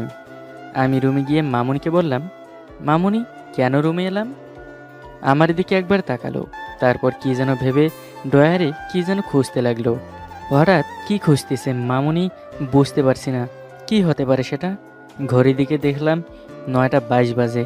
কলেজে যেতে প্রায় 25 থেকে 30 মিনিট লাগবে, আর অফিস যেতে তো অনেক দেরি হবে। একটু পর খেয়াল করলাম একটা পায়েল বের করে আমার দিকে দিয়ে বলল, নাদিম এটা জুয়েলারির দোকানে দিয়ে যাবি। কেন মামুনি? জুয়েলারির দোকানে গিয়ে কি করে? গহনা কিছু মেয়েদের সামগ্রী বানায়। আমি ফোনে কথা বলেছি, শুধু তুই এটা দিয়ে আসবি। এখন যেতে দিয়ে যাব? এখন যেতে দিয়ে যাব? এখন তো কলেজের দিকে গেলে এমনি দেরি হবে, তারপর আবার ব্যাক করে এসে সেখানে দিতে হবে। আরে গাধা, বলেছি আমি যে যাওয়ার সময় দিয়ে যাবি। তাহলে বাসি ফেরার সময় মনে করিয়ে দিয়ে আসবি। আপনি তো সোনমাকে নিয়ে যেতে পারেন। গেলে তোরে বলতাম? না, তাহলে কিন্তু আমার যে মনে থাকে না, বিড়বিড়িয়ে বললাম। কিছু বললি? কই না তো। এনে আমি পায়েলটা নিয়ে মামুনির রুম থেকে চলে এলাম। নিচে আসতে দেখে টাসকি খেলাম। এটা কে? তারিন নাকি অন্য কেউ? এত সুন্দরী লাগছে কেন? যতটুকু সুন্দরী তার চেয়ে বেশি সুন্দরী লাগছে। এত মেকআপ কেন নেয় মেয়ে মানুষ বুঝতে পারি না, তবুও সুন্দরী লাগছে তারিনকে। চুলগুলি দেখা যাচ্ছে না, হিজাব দিয়ে ঢাকা। চোখে কাজল নিয়েছে, মুখে হালকা মেকআপ, ঠোঁটে হালকা লিপস্টিক নিয়েছে। না না, হালকা বলে ভুল হবে, গাঢ় করে ঠোঁটে লিপস্টিক নিয়েছে। আর একটা জামা পরেছে, সেটার নাম জানি না, তাই বলতে পারছি না, কারণ মেয়েদের পোশাকের ওপর এত পারদর্শী না, তাই বলতে কষ্ট হচ্ছে। কিন্তু মনে হচ্ছে লেগিস পোশাক পরেছে, পায়ে একজোড়া চটি পরেছে ম্যাচিং করে। বাহ, সব মিলিয়ে একদম পেতনির মতো লাগছে। আরে আরে, পেতনি বললে ভুল হবে, অসাধারণ সুন্দর লাগছে। মনে হচ্ছে কোনো এক অপসরী, হয়তো শ্যামলা হতে পারে, কিন্তু এখন কেউ বলতে পারবে না মেয়েটা কালো। সবাইকে বলতে হবে একটা সুন্দরী কোনো একটা মেয়ে। তার দিকে তাকিয়ে আছি, সেটা কেবল লক্ষ্য করলো। আমি চোখটা তার দিক থেকে সরিয়ে নিলাম। আমার দিকে কেমন করে তাকিয়ে আছে। আমি তারিণীর দিকে আর চোখে তাকিয়ে দেখলাম, তারপর বললাম, এখন চলেন। আমার দিকে হাবলার মতো তাকালো। আরে আমি কি বলেছি যে এভাবে তাকাতে হবে? আচ্ছা চলেন। বাসা থেকে বের হয়ে গাড়ির কাছে এলাম। গাড়ির ভেতর বসে আছি, গাড়ি স্টার্ট দিচ্ছি না, কারণ আমার একটা বদ অভ্যাস আছে, সেটা একটু পরে বুঝতে পারবেন। আমি তার দিকে আর একবার তাকালাম। আমার পাশে বসে আছে, মানে গাড়ির সামনের সিটে। আমার তাকানো দেখে একটু লজ্জা করছে, কারণ এরকম একটা ছেলে তার দিকে বারে বারে তার দিকে তাকাচ্ছে। বিষয়টা সে বুঝতে পারছে, হয়তো নেগেটিভ ভাবছে আমার তাকানো দেখে, কিন্তু বিষয়টা সেটা না। আমি সামনের দিকে তাকিয়ে বললাম, আচ্ছা লিপস্টিক কি আছে আপনার কাছে? আমার কথাটা শুনে আমার দিকে কেমন করে তাকালো। সে বোঝার চেষ্টা করছে হঠাৎ এই কথা বলছি কেন। একটু হেসে বলে উঠল, কেন, আপনি কি নেবেন নাকি? আমি একটু হেসে বললাম, আপনার ঠোঁটে কম হয়েছে, তাই যদি আর একটু। কথাটা পুরো বললাম না, কথাটা বলে সামনের দিকে তাকালাম। তার দিকে আর চোখে তাকিয়ে দেখলাম রাগে ফুলতে থাকে। গ্লাসটা তার দিকে বাঁকা করে তার ঠোঁটে লিপস্টিক দেখছে। আমি তো মনে মনে খুব হাসছি, কারণ এটাতে আমি খুব মজা পাই। কলেজে 2টা মেয়ের থাপ্পড় খেয়েছি এই কথাটা বলে। আরও অনেক মেয়েকে বলেছি, কিন্তু তারা মারতে সাহস পায়নি, কারণ এই 2 মেয়ে সে ঘরের মেয়ে না, বরং তারা হলো একজন মন্ত্রীর মেয়ে ছিল, আর একটা এলাকার মাস্তানের, মানে এলাকার বড় ভাইয়ের বোন ছিল। সেদিন যে ফোন দিয়েছিল তার বোনকে, পরে প্রতিশোধ নিতে চেয়েছিলাম, কিন্তু মন্ত্রীর মেয়েকে পারিনি সেরকমভাবে প্রতিশোধ নিতে। এই বড় ভাইয়ের বোনকে তো কান ধরে দাঁড়িয়ে রেখেছিলাম 2 মিনিট 25 সেকেন্ড। হা হা হা, সে কি মজা! আমি গাড়ি চালাতে লাগলাম, রেগে ফুলে আসে, গোলগাল চেহারা কেমন জানি দেখাচ্ছে। আমি টিস্যু বের করে তার দিকে বাম হাত দিয়ে এগিয়ে দিলাম। আমি যে টিস্যু এগিয়ে দিলাম সেটা লক্ষ্য নেই, কারণ মুখটা কালো করে অন্যদিকে তাকিয়ে আছে। এই টিস্যু পেপারটা নিন আর ঠোঁটের লিপস্টিকটা মুছে ফেলুন। আরে কথা বলছে না কেন? খুব রেগে আছে তারিন। কি হলো, এটা নিন। হাত থেকে ধপ করে নিল। এত রাগ? তাহলে তো আরও বেশি দুষ্টুমি করা যাবে। কি হলো, মুছে ফেলেন, আমার সহ্য হচ্ছে না। চোখের পানি মুছে ফেললো। আরে মেয়েটা কান্না করছে, বুঝতে পারিনি এটা বলাতে কান্না করবে। সরি। কি হলো, কথা বলছে না কেন? গাড়িটা রাস্তার একপাশে ধপ করে ব্রেক করলাম। একদম ব্রেক করাতে একটু ভয় পেয়ে গেল। আমার দিকে তাকালো। আমি তো আগে থেকে রেগে আছি। আপনি এখানে গাড়ি ব্রেক করেছেন কেন? আমি রাগী লোক নিয়ে তার দিকে আবার তাকালাম। তারিন কিছুটা ভয় পেয়ে গেছে। কি হলো, কেন ব্রেক করলেন? আমি কিছু না বলে আবার গাড়ি চালাতে লাগলাম। আমি আর কিছু বলিনি। এমনিতে তো কালো মেয়ে, তার উপর আবার ভাব নেই। আপনার মতো অনেক মেয়ে আছে যে প্রেমের অফার দিছে, তাদেরকে কোনো পাত্তা দেয়নি। আর ইনি তো হলো কালো মেয়ে। ধ্যাত, কলেজের কাছাকাছি এসে আবার আর একটা টিস্যু বের করে দিলাম। টিস্যুটা নিয়ে ঠোঁটের লিপস্টিকটা মুছে ফেললো। বাহ, সুন্দর লাগছে এখন, কারণ ঠোঁটের লিপস্টিকটাও ঠোঁটের সাথে মিশে যাচ্ছে। তারপর গাড়িটা কলেজের ভেতর গিয়ে থামালাম। চোখের কাজলটা একটু ভিজে কেমন দেখাচ্ছে। এই নিন, এটা দিয়ে চোখের নিচে মুছে ফেলেন। আমার দিকে তাকালো। সে একটু বুঝতে চেষ্টা করছে। টিস্যুটা নিয়ে চোখের নিচে মুছে ফেললো। তারপর গাড়ি থেকে নেমে পড়লো। বুঝতে পারলাম না। আমিও গাড়ি থেকে নেমে পড়লাম। আমি তারিনের কাছে চলে এলাম। দাঁড়িয়ে গেলেন যে? আমি তো ভালো করে চিনি না কোন ডিপার্টমেন্ট কোথায়। আসলে তো ঠিক সে তো জানে না কোন ডিপার্টমেন্ট কোথায়। মামুনি প্রিন্সিপালের সাথে কথা বলেছে সব, তাই কোনো প্রবলেম নাই। আসেন, আমি নিয়ে যাচ্ছি। তারিন আমার পিছু পিছু আসছে। আমি ফোনটা বের করে খুশিকে ফোন দিলাম। হ্যালো ভাইয়া। খুশি, তোর বান্ধবীর বৃষ্টির ফোন নাম্বারটা দে তো। কেন ভাইয়া? তারিন একা একা কোথাও চেনে না, তাই তোর বান্ধবীদের সাথে পরিচয় করিয়ে দেই, তাহলে সুবিধা হবে। ঠিক আছে, বৃষ্টির নাম্বারটা দিচ্ছি, ফোন দে। 017। ঠিক আছে, বাই। বাই। আমি বৃষ্টিকে ফোন দিলাম। হ্যালো। তুমি কি বৃষ্টি? হ্যাঁ, কিন্তু আপনি কে?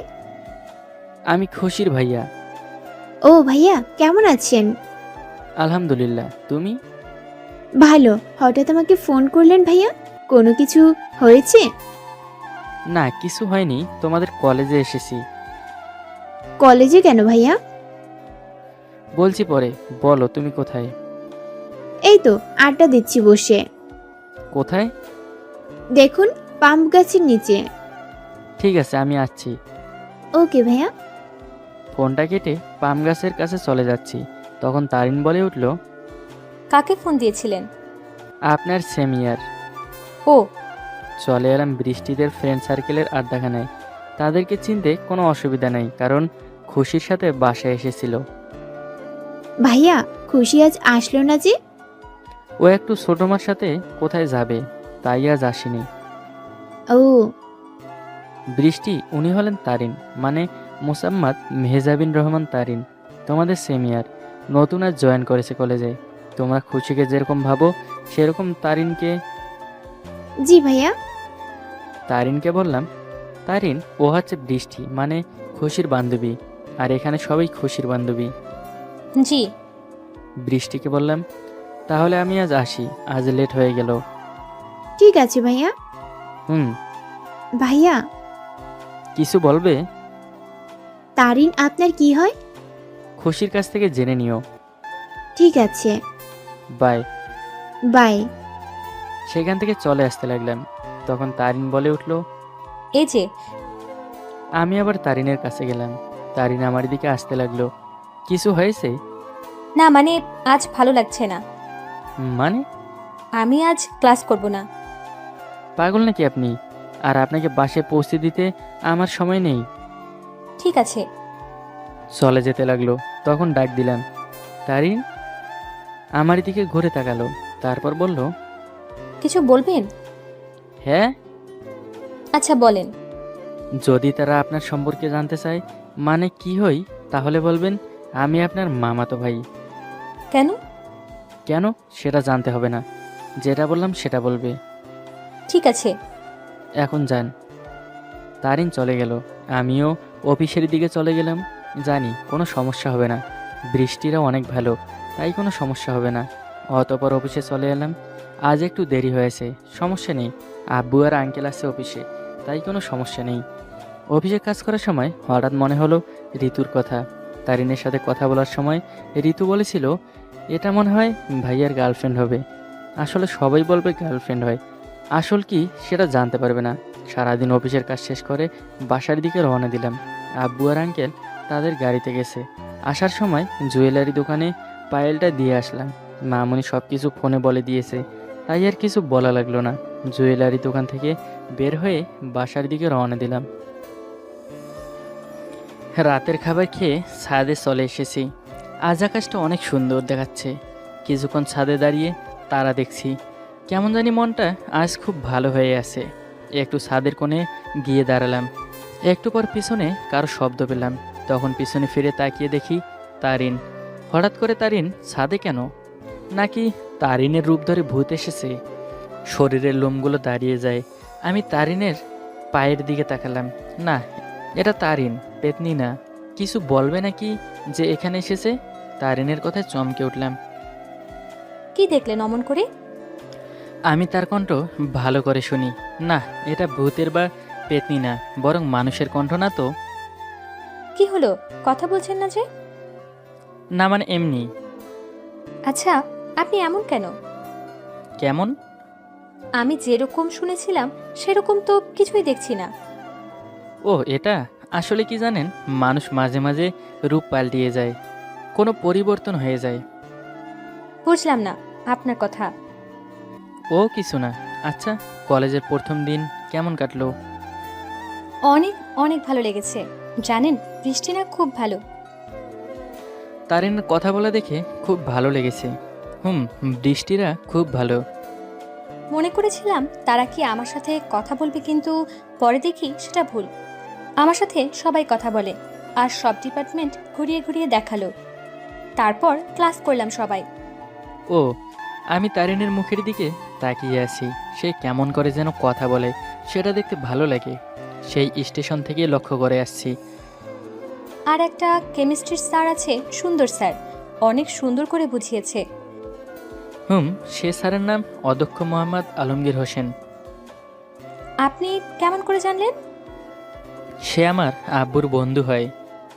ও, যদি কোনো সমস্যা হয় তাহলে সোজা তার কাছে গিয়ে আব্বুর কথা বললে সে তার সমস্যার সমাধান করে দিবে। আচ্ছা। কি করবেন এখন? ও সরি, আপনার ছোট মা ডেকেছে, সেই জন্য এসেছি। আমার মনে ছিল না, কথা বলতে বলতে সেটা ভুলে গিয়েছিলাম। ঠিক আছে, চলেন। চলেন। সিঁড়ি দিয়ে হেঁটে যাচ্ছি, তখন তারিন পাটা ব্যথা পেল বলে বলে উঠল। ও মা! কি হয়েছে? মুখটা কেমন হয়ে গেছে, বোঝা যাচ্ছে প্রচণ্ড লেগেছে পায়ে। কি হলো, খুব লেগে গেছে নাকি? আমার দিকে একবার তাকিয়ে আবার পা ধরে আছে। চোখের কোণে পানি জমে গেছে। বুঝতে পারলাম প্রচণ্ড লেগে গেছে। দেখি দেখি, আমাকে দেখতে দিন। মুখটা গোমরা করে চেয়ে আছে, মনে হচ্ছে এখনই কেঁদে দিবে। হাসি ভরা মুখটা মেঘে ঢেকে গেছে। হাতটা সরান, আমি পাটা দেখি। আমি হাত দিয়ে পাটা ধরলাম। পা লাল হয়ে আছে। আমি আস্তে করে পাটা একটু ধরে মালিশ করিয়ে দিলাম। ও মা, ব্যথা, খুব ব্যথা করছে। প্লিজ পাটা ধরবেন না, খুব ব্যথা লেগেছে। আরে সেরে যাবে, চলেন। আমার দিকে কেমন করে তাকালো, চোখের কোণে পানি ভরা, মনে হচ্ছে এখনই বৃষ্টি হতে পারে। আমি আবার বললাম, হাতটা দিন। তারিন হাতটা এগিয়ে দিল। আমি হাতটা ধরে উঠালাম। সোজা হয়ে দাঁড়াতে কান্না করে দিল। বুঝতে বাকি রইল না যে সে সোজা হয়ে দাঁড়াতে পারছে না। আমি কি করব বুঝতে পারছি না। কোলে করে রুমে দিয়ে আসবো নাকি? যদি কেউ দেখে ফেলে তাহলে তখন কি মনে করবে? আর সে তো হেঁটে যেতে পারবে না। ধ্যাত, এত কিছু ভাবলে চলে? আমি তো ইচ্ছে করে তাকে কোলে নিচ্ছি না। আর ফ্যামিলির সবাই আমাকে ভালো করে চেনেন, কিন্তু তবুও যদি একবার সন্দেহ করে তো শেষ। কি ভাবছেন? চলেন, আমি একা হেঁটে যেতে পারবো না। কি বলি এখন তারিনকে? সে তো যেতে পারবে তো একা। আচ্ছা চলেন। নিচের সিঁড়িতে নামতে কেঁদে উঠল। উফ! বলে বসে গেল পা ধরে। বুঝতে পারলাম তার প্রচণ্ড লেগেছে। কিছু আর না ভেবে বলে দিলাম, যদি কিছু না মনে করেন হাতটা ধরেন। কথাটা শুনে রেগে গেল, বুঝতে পারছি মুখের চেহারা দেখে। কি হলো, হাতটা ধরেন। আমার হাতটা তারিন ধরলো। আমি আস্তে করে তাকে ধরিয়ে উঠিয়ে তারপর কোলে তুলে নিলাম। হয়তো এটা আমার ঠিক হয়নি, কিন্তু সে তো হাঁটতে পারছে না, আর তাকে ফেলে আসা এটা খুব খারাপ দেখায়। তাই সব কিছু চিন্তা করে কাজটা করলাম। হয় সে খারাপ ভাবুক, এতে কিছু করার নেই। আমার তো কোনো বদমতলব নেই যে আমি সেজন্য কাজটা করছি। তারিনকে কোলে নিয়ে সিঁড়ি দিয়ে নামতে তারিনের দিকে তাকালাম। আমার দিকে কেমন চোখে তাকিয়ে আছে, চোখের কোণে পানি জমে আছে তারিনের। সিঁড়ি দিয়ে নেমে চলে এলাম, দাঁড়িয়ে পড়লাম তাকে কোলে নিয়ে। ভাবছি তাকে নামিয়ে দেব নাকি দেব না, যদি কেউ দেখে ফেলে। আমার এরকম দেখে তারিন বলল, আমাকে নামিয়ে দিন, আমি হেঁটে যেতে পারবো। কথাটা শুনে বুঝতে পারলাম আমার চিন্তা করে দেখে বুঝতে পেরেছে। কি হলো, নামিয়ে দিন। আমি তারিনকে নামিয়ে দিলাম। তারিন যেতে লাগলো, তখন বলে উঠল, ওহ, ব্যথা আছে এখনো? না। আমি কি ধরে আপনার রুমে এগিয়ে দিয়ে আসতে পারি? না, ঠিক আছে, আমি একা যেতে পারবো। আরে চলেন তো, একা যেতে পারবেন না আমি জানি। আমি হাতটা ধরে তারিনকে তারিনের রুমের দিকে নিয়ে যাচ্ছি। তারিন ন্যাংড়াতে ন্যাংড়াতে হাঁটতে লাগলো। তারিনকে বিছানায় শুয়ে দিলাম, তারপর চাদর গায়ে দিয়ে দিলাম। এখন ঘুমিয়ে পড়েন, আমি মামনিকে মেডিসিন দিয়ে পাঠিয়ে দিচ্ছি। না থাক, এমনিতে ঠিক হয়ে যাবে। আরে আপনি পাগল নাকি? এমনিতে কি সেরে যায়? এরকম কত হয়েছে, আর এমনিতে সেরে গেছে। এত কথা বেশি পছন্দ করি না। আমি মামনিকে মেডিসিন দিয়ে পাঠিয়ে দিচ্ছি। Good night. আমি তারিনের রুম থেকে বের হয়ে মামনির রুমের দিকে চলে গেলাম। মামনির রুমে গিয়ে দেখি মামনি বিছানায় শুয়ে আছে, আর আব্বু ল্যাপটপে অফিসের কাজ করছে মনে হচ্ছে। আমি গিয়ে মামনির কাছে গিয়ে বসে পড়লাম। মামনি। কিছু বলবি তুই? হ্যাঁ। কি বলবি বল। না মানে বলতে চাইছিলাম যে তারিনকে পছন্দ হয়েছে নাকি আবার কোনো ঝামেলা ফেলেছে? আব্বুর দিকে তাকালাম, ল্যাপটপের দিক থেকে চোখ সরিয়ে নিয়ে আমাদের দিকে তাকালো। তুমি না দেখ, তারিনকে পছন্দ মানে একদম বেশি বলবে না। আচ্ছা কি হয়েছে বল। তারিনের পাটা মচকে গেছে। কিভাবে? আমাকে ছোটমা ডেকেছিল, তখন ছাদে ঢাকতে যাই, আর আসার সময় সিঁড়ি দিয়ে নেমে যাওয়ার সময় তখন পাটা মচকে গেছে। তাই ওই ক্রিম মেডিসিন নিয়ে পায়ে দিয়ে দেন। ঠিক আছে। মামুনি ড্রয়ারের ভেতর থেকে মেডিসিন নিয়ে রুম হতে বের হলাম। তারপর মামুনি তারিনের রুমের দিকে গেল, আর আমি ছোটমার রুমে চলে এলাম। ছোটমার রুমে এসে বললাম, ছোটমা আমাকে ডেকেছেন? এত দেরি কেন হলো? শরীর খারাপ নাকি? দেখি, এদিকে আয় তো। ছোট মা আমার কাছে এসে কপালে হাত দিয়ে দেখে, জ্বর তো নেই, কিন্তু এত দেরি করে এলি কেন? মানে তারিন আমাকে ডাকতে ছাদে চলে যায়, তখন আসার সময় তারিনের পা ফসকে পাটা মচকে যায়। তারিন এখন কোথায়? রুমে শুয়ে দিয়ে এসেছি, অবশ্য মামনিকে মেডিসিন দিয়ে পাঠিয়ে দিয়েছি। আচ্ছা তুমি রুমে যাও, আমি তারিনের রুমে যাচ্ছি। আপনি যে ডেকেছিলেন? মেডিসিন আনার জন্য ডেকেছিলাম। আচ্ছা আমি এনে দিচ্ছি। তোমার ছোট আব্বু আনতে গেছে। ঠিক আছে। চলে এলাম ছোটমার রুম থেকে, আমার রুমে শুয়ে পড়লাম। ভাবতে লাগলাম মেয়েটা মনে হয় খুব ব্যথা পেয়েছে। আমার কিছু করার নেই, মেয়েটার জন্য পাগল, কারণ খুব শ্রদ্ধা করে সবাইকে। হয়তো এ বাড়ির কাজের মেয়ের মতো মনে করে, কিন্তু বাড়ির সবাই এ বাড়ির সদস্য মনে করে। ঘুমিয়ে পড়লাম। সকালে উঠে ফ্রেশ হয়ে খাবার খেতে গেলাম। সবাই টেবিলে বসে খাবার খাচ্ছি, তখন ছোটমা বলল, তারিন এখন কেমন লাগছে? জি আন্টি, ভালো। ব্যথা করছে কি এখন? না, এখন ব্যথা করছে না। খুশির সাথে আজ কলেজে যাবে? জি।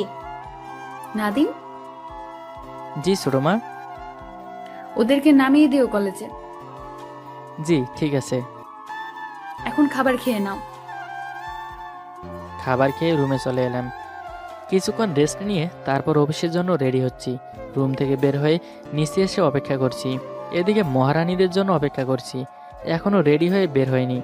আজ থেকে প্রতিদিন একটা কাজ পেলাম মনে হয়। প্রতিদিন অফিসে যাওয়ার সময় কলেজে নামিয়ে দিয়ে যেতে হবে। একটু পর দুই মহারানী চলে এলো। তারপর চলে এলাম গাড়ির কাছে। গাড়িতে উঠে সোজা কলেজের দিকে চলে গেলাম। আজ ভালো করে দেখি নেই, কারণ তারিনের সাথে খুশি আছে। যদি একটু টের পায় সবাইকে বলে দেবে। তাই আর সাহস করে ভালো করে দেখার সুযোগ নেই। কিন্তু নো প্রবলেম, বসে দুজনে গল্প করছে। আমি গ্লাসটা তারিনকে যেন দেখা যায় সেরকম করে বাঁকা করে দিলাম। কি সুন্দর করে হেসে কথা বলছে। গাড়ি চালাচ্ছি আর মাঝে মাঝে গ্লাসের দিকে তাকাচ্ছি। প্রায় আধ ঘন্টা পর পৌঁছে গেলাম। দুজনকে নামিয়ে দিয়ে সোজা অফিসের দিকে যাচ্ছি। ওহ, আপনাদেরকে তো একটা কথা বলিনি। খুশি ইন্টারমিডিয়েটে পড়ে, খুশি হিসাব বিজ্ঞান বিভাগে পড়ে, তারিনের মতো গুড স্টুডেন্ট। তাই একই কলেজে, সো তাই দুজনকে একসাথে কলেজে যেতে হবে। অতপর অফিসে চলে এলাম। সারাদিন অফিস করে সন্ধ্যায় বাসায় চলে এলাম। রাতের খাবার খেয়ে রুমে চলে এলাম। কিছুক্ষণ অফিসের কাজ করে তারপর ঘুমিয়ে যাই। এভাবেই কাটতে থাকে দিন।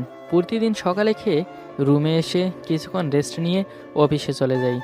অফিস যাওয়ার সময় খুশি আর তারিনকে কলেজে নামিয়ে দিয়ে যাই আর সন্ধ্যায় চলে আসি। এভাবে কেটে যায় অনেক দিন। একদিন রুমে বসে আছি। আজ বিদ্যুৎ কেমন জানি ডিস্টার্ব করছে, শুধু বারবার যাচ্ছে আবার আসছে। রুমে বসে আছি, তখন তারিন রুমে চলে এলো। তারিন আসা মাত্র বিদ্যুৎ চলে গেল। অন্ধকারের কারণে কিছু দেখা যাচ্ছে না রুমের ভেতর। তখন তারিন বলল, আপনি লাইটটা জ্বালান তো। আইপিএসের চার্জ নেই। আমি তো কিছু দেখতে পাচ্ছি। তখন মাথায় বুদ্ধি এলো, ভয় দেখাই আজ। তাই আস্তে করে পাশ কাটিয়ে দরজার কাছে চলে এলাম। আমার রুম আমি ভালোভাবে চলতে পারবো বিদ্যুৎ না থাকায়।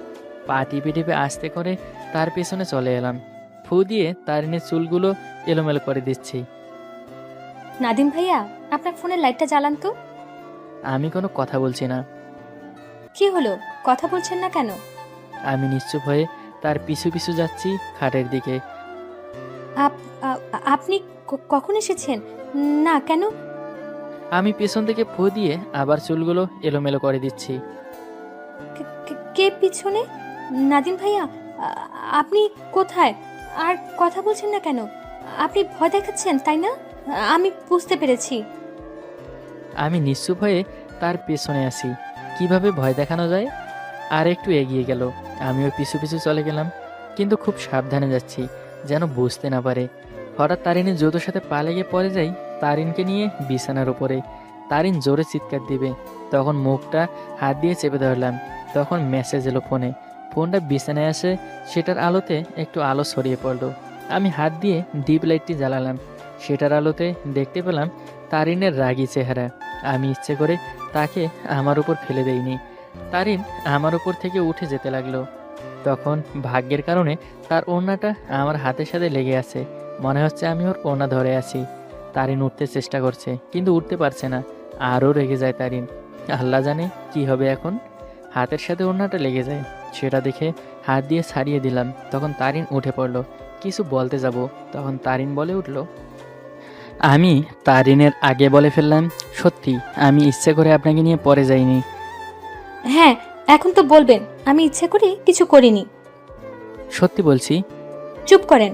আপনার মতলব কি আমি বুঝতে পেরেছি। একজন মেয়েকে এরকম করে ফাঁদে ফেলে এরকম একটা জঘন্য কাজ করতে পারলেন, আমি ভাবতে পারিনি। ছি ছি। সত্যি বলছি আমি চুপ, একদম চুপ। হ্যাঁ, নিজেকে কি মনে করেন? আপনি চাইলে সব করতে পারেন, কিন্তু সব মেয়েকে না। আপনার যদি এত ইচ্ছে করে আমাকে ভোগ করার, তাহলে আমাকে বিয়ে করে ভোগ করেন। আপনার যদি লোভ থেকে থাকে আমার শরীরের প্রতি, তাহলে আমাকে বিয়ে করে আপনার ইচ্ছে মতো যা খুশি তাই করতে পারেন। কিন্তু না, সেটা করবেন না। কারণ এক ফল আর কয়দিন খাবেন? আপনার মতো ছেলেদের তো এক ফল খেতে ইচ্ছে করে না বারে বারে। আপনাদের তো চাই প্রতিদিন একটা করে নতুন করে ফল। কিন্তু বিয়ে করলে তো সেটা করতে পারবেন না। তাই কাউকে ফাঁদে ফেলে ঠিকমতো অভিনয় করে আর কিছু টাকা দিবে, আর তারপর বলবেন এই টাকাটা রাখো, কেউ যেন জানতে না পারে। এরকম একটা জঘন্য কাজ করে কিছু টাকা দিলে সব শেষ হয়? অসম্ভব, এটা কখনো হতে পারে না। কিছু টাকার বিনিময়ে এরকম জঘন্য কাজ করে, আর সেটা কিছু টাকার বিনিময়ে দিয়ে দেয়। আমি কি বলবো, আমার কিছু করার নেই। আমি শুধু তারিনের কথাগুলো শুনে যাচ্ছি। আবার তারিন বলল, আমি জানি আপনাদের মতো ছেলেরা আব্বা আম্মার সামনে ও পরিবারের সামনে নিজেকে ভালো উপস্থাপনা করে, যাতে ফ্যামিলি ও আব্বা আম্মা কিছু বুঝতে না পারে।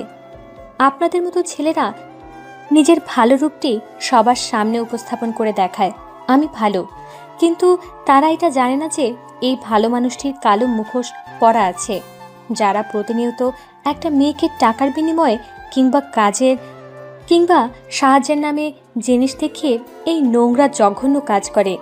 আপনার যদি এত শখ হয় তাহলে যান ওই পতিতার কাছে, গিয়ে সব মনের আশা মিটিয়ে আসেন। কি আর বলবো আপনাদের, জানি এটা বলে লাভ নেই। আপনাদের তো অভ্যেস হয়ে গেছে কারো না কারো দিনে কিংবা রাতের অন্ধকারে কোনো মেয়ের বুকের ওড়না সরিয়ে নিতে। আপনারা একটু চিন্তা করেন যে আপনাদের তো মা বোন আছে, যদি তাদের সাথে এই একই রূপ হতো তাহলে কি আপনি সমাজে মুখ দেখাতে পারতেন? না, কখনো পারতেন না। আর আপনি বলছেন আমি ইচ্ছে করে কাজটা করিনি। ঠিক আছে, মেনে নিলাম ইচ্ছে করে কাজটা করিনি, কিন্তু কেন আমার পিছনে এলেন? এটা কি ইচ্ছে করে কাজ করেননি? আমি কিছু বলতে পারছি না, শুধু ইচ্ছে করছে। কি করলে যে বিশ্বাস করবে আমি এটা ইচ্ছে করে করিনি? তাই কি প্রমাণ আছে যে দেখাবো যে আমি ইচ্ছে করে করিনি?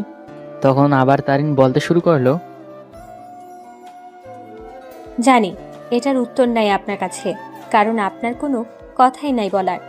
আপনি হয়তো জানেন না যে একটা মেয়ের তার আসল সম্পদ কি। একটা মেয়ের আসল সম্পদ হলো তার ইজ্জত, তার রূপ ও দেহ। এই ইজ্জত আর এই দেহ শুধু তাকে দিবে সে হলো স্বামী। তার এই দেহ ভোক্ত সে করবে যাকে বিবাহ করবে, তাকে সব বিলিয়ে দেবে। কিন্তু আপনাদের মতো ছেলেদের জন্য সেটা হয়ে ওঠে না। কোনো ফাঁদে পড়ে নিজের অনিচ্ছা থাকা সত্ত্বেও নিজের শরীর বিলিয়ে দেয় আপনাদের ছেলেদের কাছে। তাদের কি ইচ্ছে করে না যে তার এই সম্পদ শুধু স্বামীকে দিয়ে দিতে, যেন তার স্বামীকে জোর গলায় বলতে পারে এই সম্পদটুকু শুধু স্বামীর জন্য রাখা? কিন্তু আপনাদের মতো ছেলেদের কারণে সেটা আর বলা হয়ে ওঠে না। কোনো কারণে যদি কেউ খারাপ কথায় গালি দেয় তখন সে কি বলবে? তার তো কোনো জবাব নেই, কারণ সে জবাবটা যে অনেক আগে হারিয়ে ফেলে শুধু আপনাদের মতো ছেলেদের কারণে। শুধু এটুকু জেনে রাখুন, একটা মেয়ের সবচেয়ে বড় সম্পদ হলো তার ইজ্জত আর দেহ। যদি সেটা হারিয়ে ফেলে সে কখনো জোর গলায় বলতে পারবে না কখনো আমি সতী নারী। কথাটা বলে তারিন রুম থেকে দৌড়ে চলে গেল কাঁদতে কাঁদতে। আমি তাকে কয়েকবার ডাক দিলাম, কিন্তু তারিন থামলো না। কিছু করার নেই, সব দোষ তো আমার। খুব খারাপ লাগছে কথাগুলো শুনে। আসলে কি আমার কোনো মতলব ছিল? বুঝতে পারছি না কেন এরকম হলো। আমি কি আসলে মামনি আর পরিবারের কাছে ভালো ব্যবহার করি নিজেকে ভালো বলে প্রমাণ করার জন্য? কেমন জানি হয়ে গেলাম, বুঝতে পারলাম না। কথায় আছে না, এমন কিছু করো না যে নিজেকে নিজের কাছে অপমানিত হয়। আমি তো ইচ্ছে করে করিনি, একটু দুষ্টুমি আর ভয় দেখানোর জন্য করেছি। কিন্তু এরকম একটা কাজ ঘটে যাবে আমি ভাবতে পারিনি। কোনো কিছু করতে হলে আগে নিজেকে ভাবতে হয়। আমার আর ঘরে থাকতে মন চাইছে না। আমি ছাদের দিকে চলে গেলাম। কিছুক্ষণ পর আমি ছাদে চলে এলাম। মনটা খুব খারাপ হয়ে আছে, আকাশটা অন্ধকার হয়ে আছে, একটা তারা ছাড়া কোনো তারা দেখা যাচ্ছে না। আমি কি সত্যি খারাপ? তারিন যে বলল আমি নাকি মামনি আর পরিবারের সামনে নিজেকে ভালো ব্যবহারে উপস্থাপন করি। ছাদে ভালো লাগছে না, আর কারো ভালো লাগবে না, কারণ এরকম অপমান হওয়ার পর কার মনটাই বা ভালো থাকে। তখন ফোনটা বেজে উঠলো। ফোনটা বের করে দেখি সাইম ফোন করেছে। তখন ফোনটা রিসিভ করে বললাম, হ্যালো। কিরে দোস্ত, কেমন আছিস? ভালো না। কেন, কি হয়েছে? একটা ঘটনা ঘটে গেছে। কি হয়েছে খুলে বলতো। আজ বিদ্যুৎ ছিল না, তখন তারিন আমার রুমে এলো। ঘরটা অন্ধকার ছিল, তাই আমি একটু ভয় দেখানোর জন্য তারিনের পিছনে গিয়ে দাঁড়ালাম। তারপর তারিন কয়েকবার ডাক দিয়েছিল, আমি কথা বলিনি, তখন চুপ করে থাকলাম। ও সামনে এগোতে লাগলো, আমিও চুপি চুপি করে ওর পিছু পিছু এগোতে লাগলাম। একটু এগোতেই হঠাৎ তারিনের জুতোর সাথে লেগে যায়। তারপর দুজনে পড়ে যাই খাটে। তারপর আমার হাতের সাথে ওর ওড়নাটা লেগে যায়। এটা নিয়ে অনেক কথা বলেছে। আমি নাকি মামনি আর পরিবারের কাছে ভালো ব্যবহার করি দেখানোর জন্য। আমি নাকি কোনো মতলব নিয়ে তার সাথে এরকম করেছি। আমি নাকি তার দেহকে পছন্দ করি, এরকম অনেক কথা বলেছে। এরকম কাজ করা ভালো হয়নি, আর মন খারাপ করিস না, সব ঠিক হয়ে যাবে। তারিন হয়তো সব জেনে গেছে, তাই না? কিন্তু আমি নাকি তার দেহকে লোভ করেছি। কথাটা শুনে খুব খারাপ লেগেছে। আরে আল্লাহ সব তো জানে। আল্লাহ সব জানে। মন খারাপ করিস না, রুমে গিয়ে শুয়ে থাক, সব ঠিক হয়ে যাবে। বাই।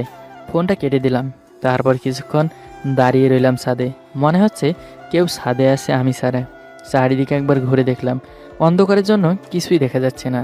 তবুও আফসাল হতে কিছু দেখা যাচ্ছে, কিন্তু ছাদের শেষ প্রান্তে কিছু দেখা যাচ্ছে না। একবার মনে হলো কাছে গিয়ে এগিয়ে যাই, কিন্তু কি মনে করে আর গেলাম না।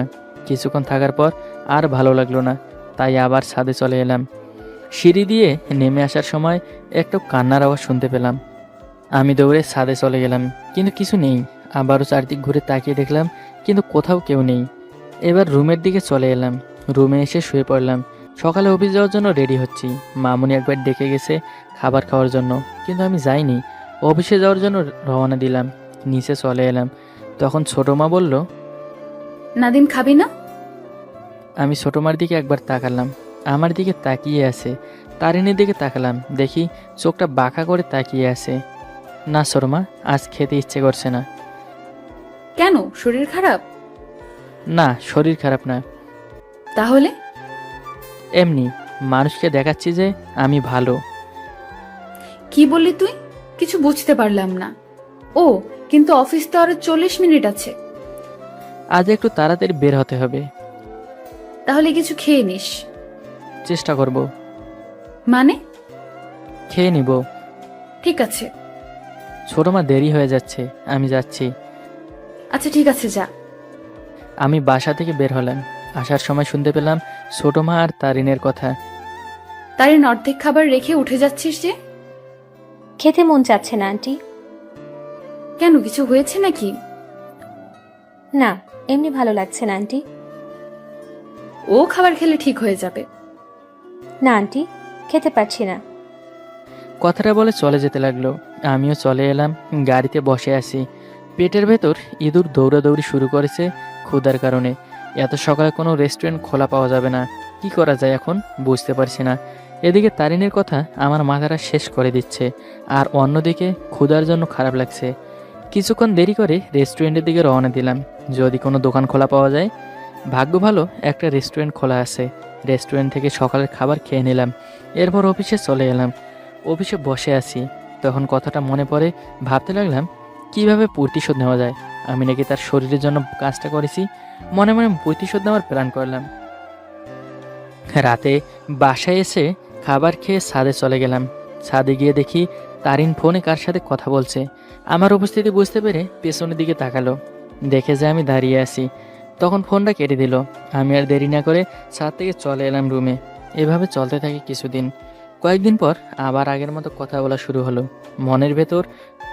তবুও প্রতিশোধ নেওয়ার রাস্তাটা খুঁজে বের করার চেষ্টা চালিয়ে যেতে লাগলাম। এভাবে চলতে থাকলো কিছুদিন।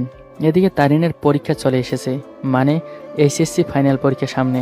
এখন আর তেমন কথা হয় না প্রথমকার মতো, তবুও একটু কথা হয় মাঝে মাঝে। তারিন এখন স্টাডি নিয়ে খুব বিজি, তাই আগের মতো কথা হয় না। কেমন জানি খুব খারাপ লাগে, কিন্তু প্রতিশোধ নিতে হবে আমার। এরকম অপমান সহ্য করতে পারছি না। ঘুম থেকে উঠে বিছানার উপরে একটা চিরকুট পেলাম। ভাবতে লাগলাম কে রেখে গেল আমার রুমে। দরজার দিকে তাকালাম, দেখি দরজা লক করা আছে। তাহলে এটা এখানে কে রেখে গেল বুঝতে পারছি না। ভূত বা পরী রেখে যায়নি এটা? শরীরের লোমগুলো শিওরে উঠল। একটু সাহস এলো মনের ভেতর। যদি ভূত বা পরী হতো তাহলে তো আমাকে তাদের সাথে নিয়ে যেতে পারতো। এত কিছু ভাববার চাইতে চিরকুটটি খুলে দেখলে তো হয়। তাড়াতাড়ি করে চিরকুটের কাছে গেলাম, চিরকুটটি হাতে নিলাম। চিরকুটটি হাতে নিলাম।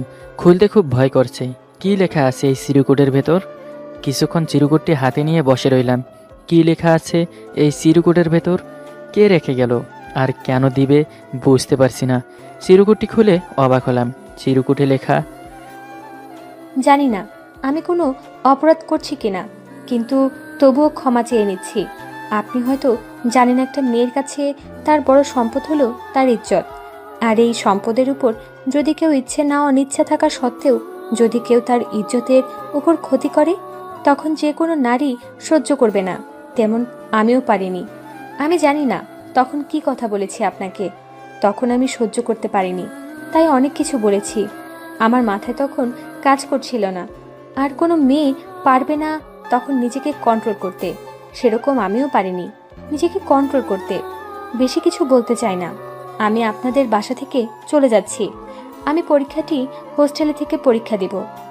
ভালো থাকবেন, পারলে আমাকে ক্ষমা করে দিয়েন। চিরকুটটি পরে তাড়াতাড়ি করে উঠে ফিরে শোলাম। তারপর তাড়াতাড়ি করে ড্রয়িং রুমে চলে গেলাম। মামুনির মুখটা কেমন জানি শুকনো লাগছে। কি হয়েছে বুঝতে পারলাম না। কিছু হয়েছে মামুনি? আমার কথাটা শুনে মামুনি চমকে গেল। এরকম করে চমকে গেল কেন? কিছু একটা হয়েছে। কি হলো মামুনি, কথা বলছেন না কেন? কি হয়েছে? তারিন চলে যাচ্ছে। মামুনির কথাটা শুনে বোঝা যাচ্ছে নতুন বউ বাপের বাড়ি যাচ্ছে। রাগ করে কখনো আর আসবে না। কোথায়? তুই জানিস না? মামুনির কথাটা শুনে মনে হচ্ছে তারিনের সাথে আমি সংসার করছি। কেমনে জানবো? আমি কি তার সাথে সংসার করছি যে জানবো? কিছু বললি? মামুনি, আপনি কি তারিনের জন্য অন্য জগতে চলে গেছেন যে কিছু শুনতে পাচ্ছেন না? যে কিছু না মামুনি। ও জানিস, কত করে বলছি কিছু হয়েছে কিনা, কিন্তু বলে কিছুই হয়নি। সেদিন বলেছিল তার সাথে বলে খুব খারাপ আচরণ করেছে কেউ, তাই সে থাকবে না। ও মা, বলে কি? সে কথা বলেছে? মাথাটা ঘোরাচ্ছে, কিন্তু নামটা তো বলেনি। যাক বাবা, বাঁচা গেল। না হলে ছোট মা আমাকে যে কি করতো সেটা আল্লাহ ছাড়া কেউ জানে না। কারণ ছোট মা মেয়েদের অসম্মান করা একদম পছন্দ করে না। তাও আবার এই বাড়ির সবার মন জয় করেছে। এখন তো বুঝতে পারছেন কি হবে। কেন, কি হয়েছে বলছে কি? না, কিছুই বলেনি, শুধু বলেছিল তার সাথে খুব খারাপ ব্যবহার করেছে, যেটা তারিন বলতে পারছে না। তাহলে দেখ কি হয়েছে তার সাথে, যেটা বলতে পারছে না। ও কি হয়েছে এমন যে বলতে পারছে না? তেমন তো কিছু হয়নি, শুধু ওনাটা হাতের সাথে লেগে যায়। সো তাছাড়া তেমন কিছু ঘটেনি তারিনের সাথে। আর আমি তো ইচ্ছে করে কিছু করিনি তারিনকে। কি হয়েছে তোর, কি ভাবছিস? মামুনির কথাটি শুনে চমকে উঠলাম। আমি কিছু করিনি। কি হয়েছে তোর, এমন কথা বললি কেন এখন? কিছু না, একটা কথা মনে পড়ে গেছে, তাই আর কি। কিছু কি লুকালি? মামুনি তো বেশ পুলিশের মতো কথা বলছে। পেট থেকে সব কথা বের করার জন্য পয়েন্ট নিয়ে কথা বলছে। মামুনি পারবেন না তেমন কিছু বের করা। কি হলো, কিছু ভাবছিস? কিছু না মামুনি। তারিন কোথায়? তাইনের রুমে ব্যাগ গুছিয়ে বের হবে। মানে আজ বাড়িতে ফিরে যাবে? কত করে বললাম কি হয়েছে বল। আমি সেটা দেখছি, কিন্তু না, সেটা বলছে না। তারিন যাবে না। মানে কি বলছিস তুই? মানে বলছি এই বাড়িতে থাকবে। তারিন কোথাও যাবে না। সত্যি বলছিস? জানিস খুব ভালো মেয়ে, রান্নার তো কোনো কথাই নেই। এই একটা জিনিস তো খুব ভালো লাগে, তাছাড়া কিছুই ভালো লাগে না। 1 বছর বেশি হয়ে গেল মেয়েটা থেকে গেল। কি হলো বুঝতে পারলাম না। হঠাৎ চলে যাবে কেন? যাবে না। কি বলছিস তুই? বলছি তারিন যাবে না বাসা থেকে। পাগল নাকি তুই? পাগল কেন হব? যা বলছি ঠিক বলছি। কেমনে ও তোর কারোর কথা শুনছে না? তারিনের রুমে চলেন। শুনবে না তোর কথা। আগে চলেন। মামুনি আর আমি তারিনের রুমে চলে এলাম। দেখি চোখের কোণে পানি আর ব্যাগ গোছাচ্ছে। আমাদের দেখে তারিন চোখের পানি মুছে ফেললো। আমাদের দিকে তাকিয়ে আবার ব্যাগ গোছাতে লাগলো। কোথায় যাচ্ছেন? কি হলো বলেন। বেশি কথা বলবো না আমি। মামুনি তখন বলল, ওকে যেতে দে নাদিম। বাড়িতে ফিরে যাচ্ছি।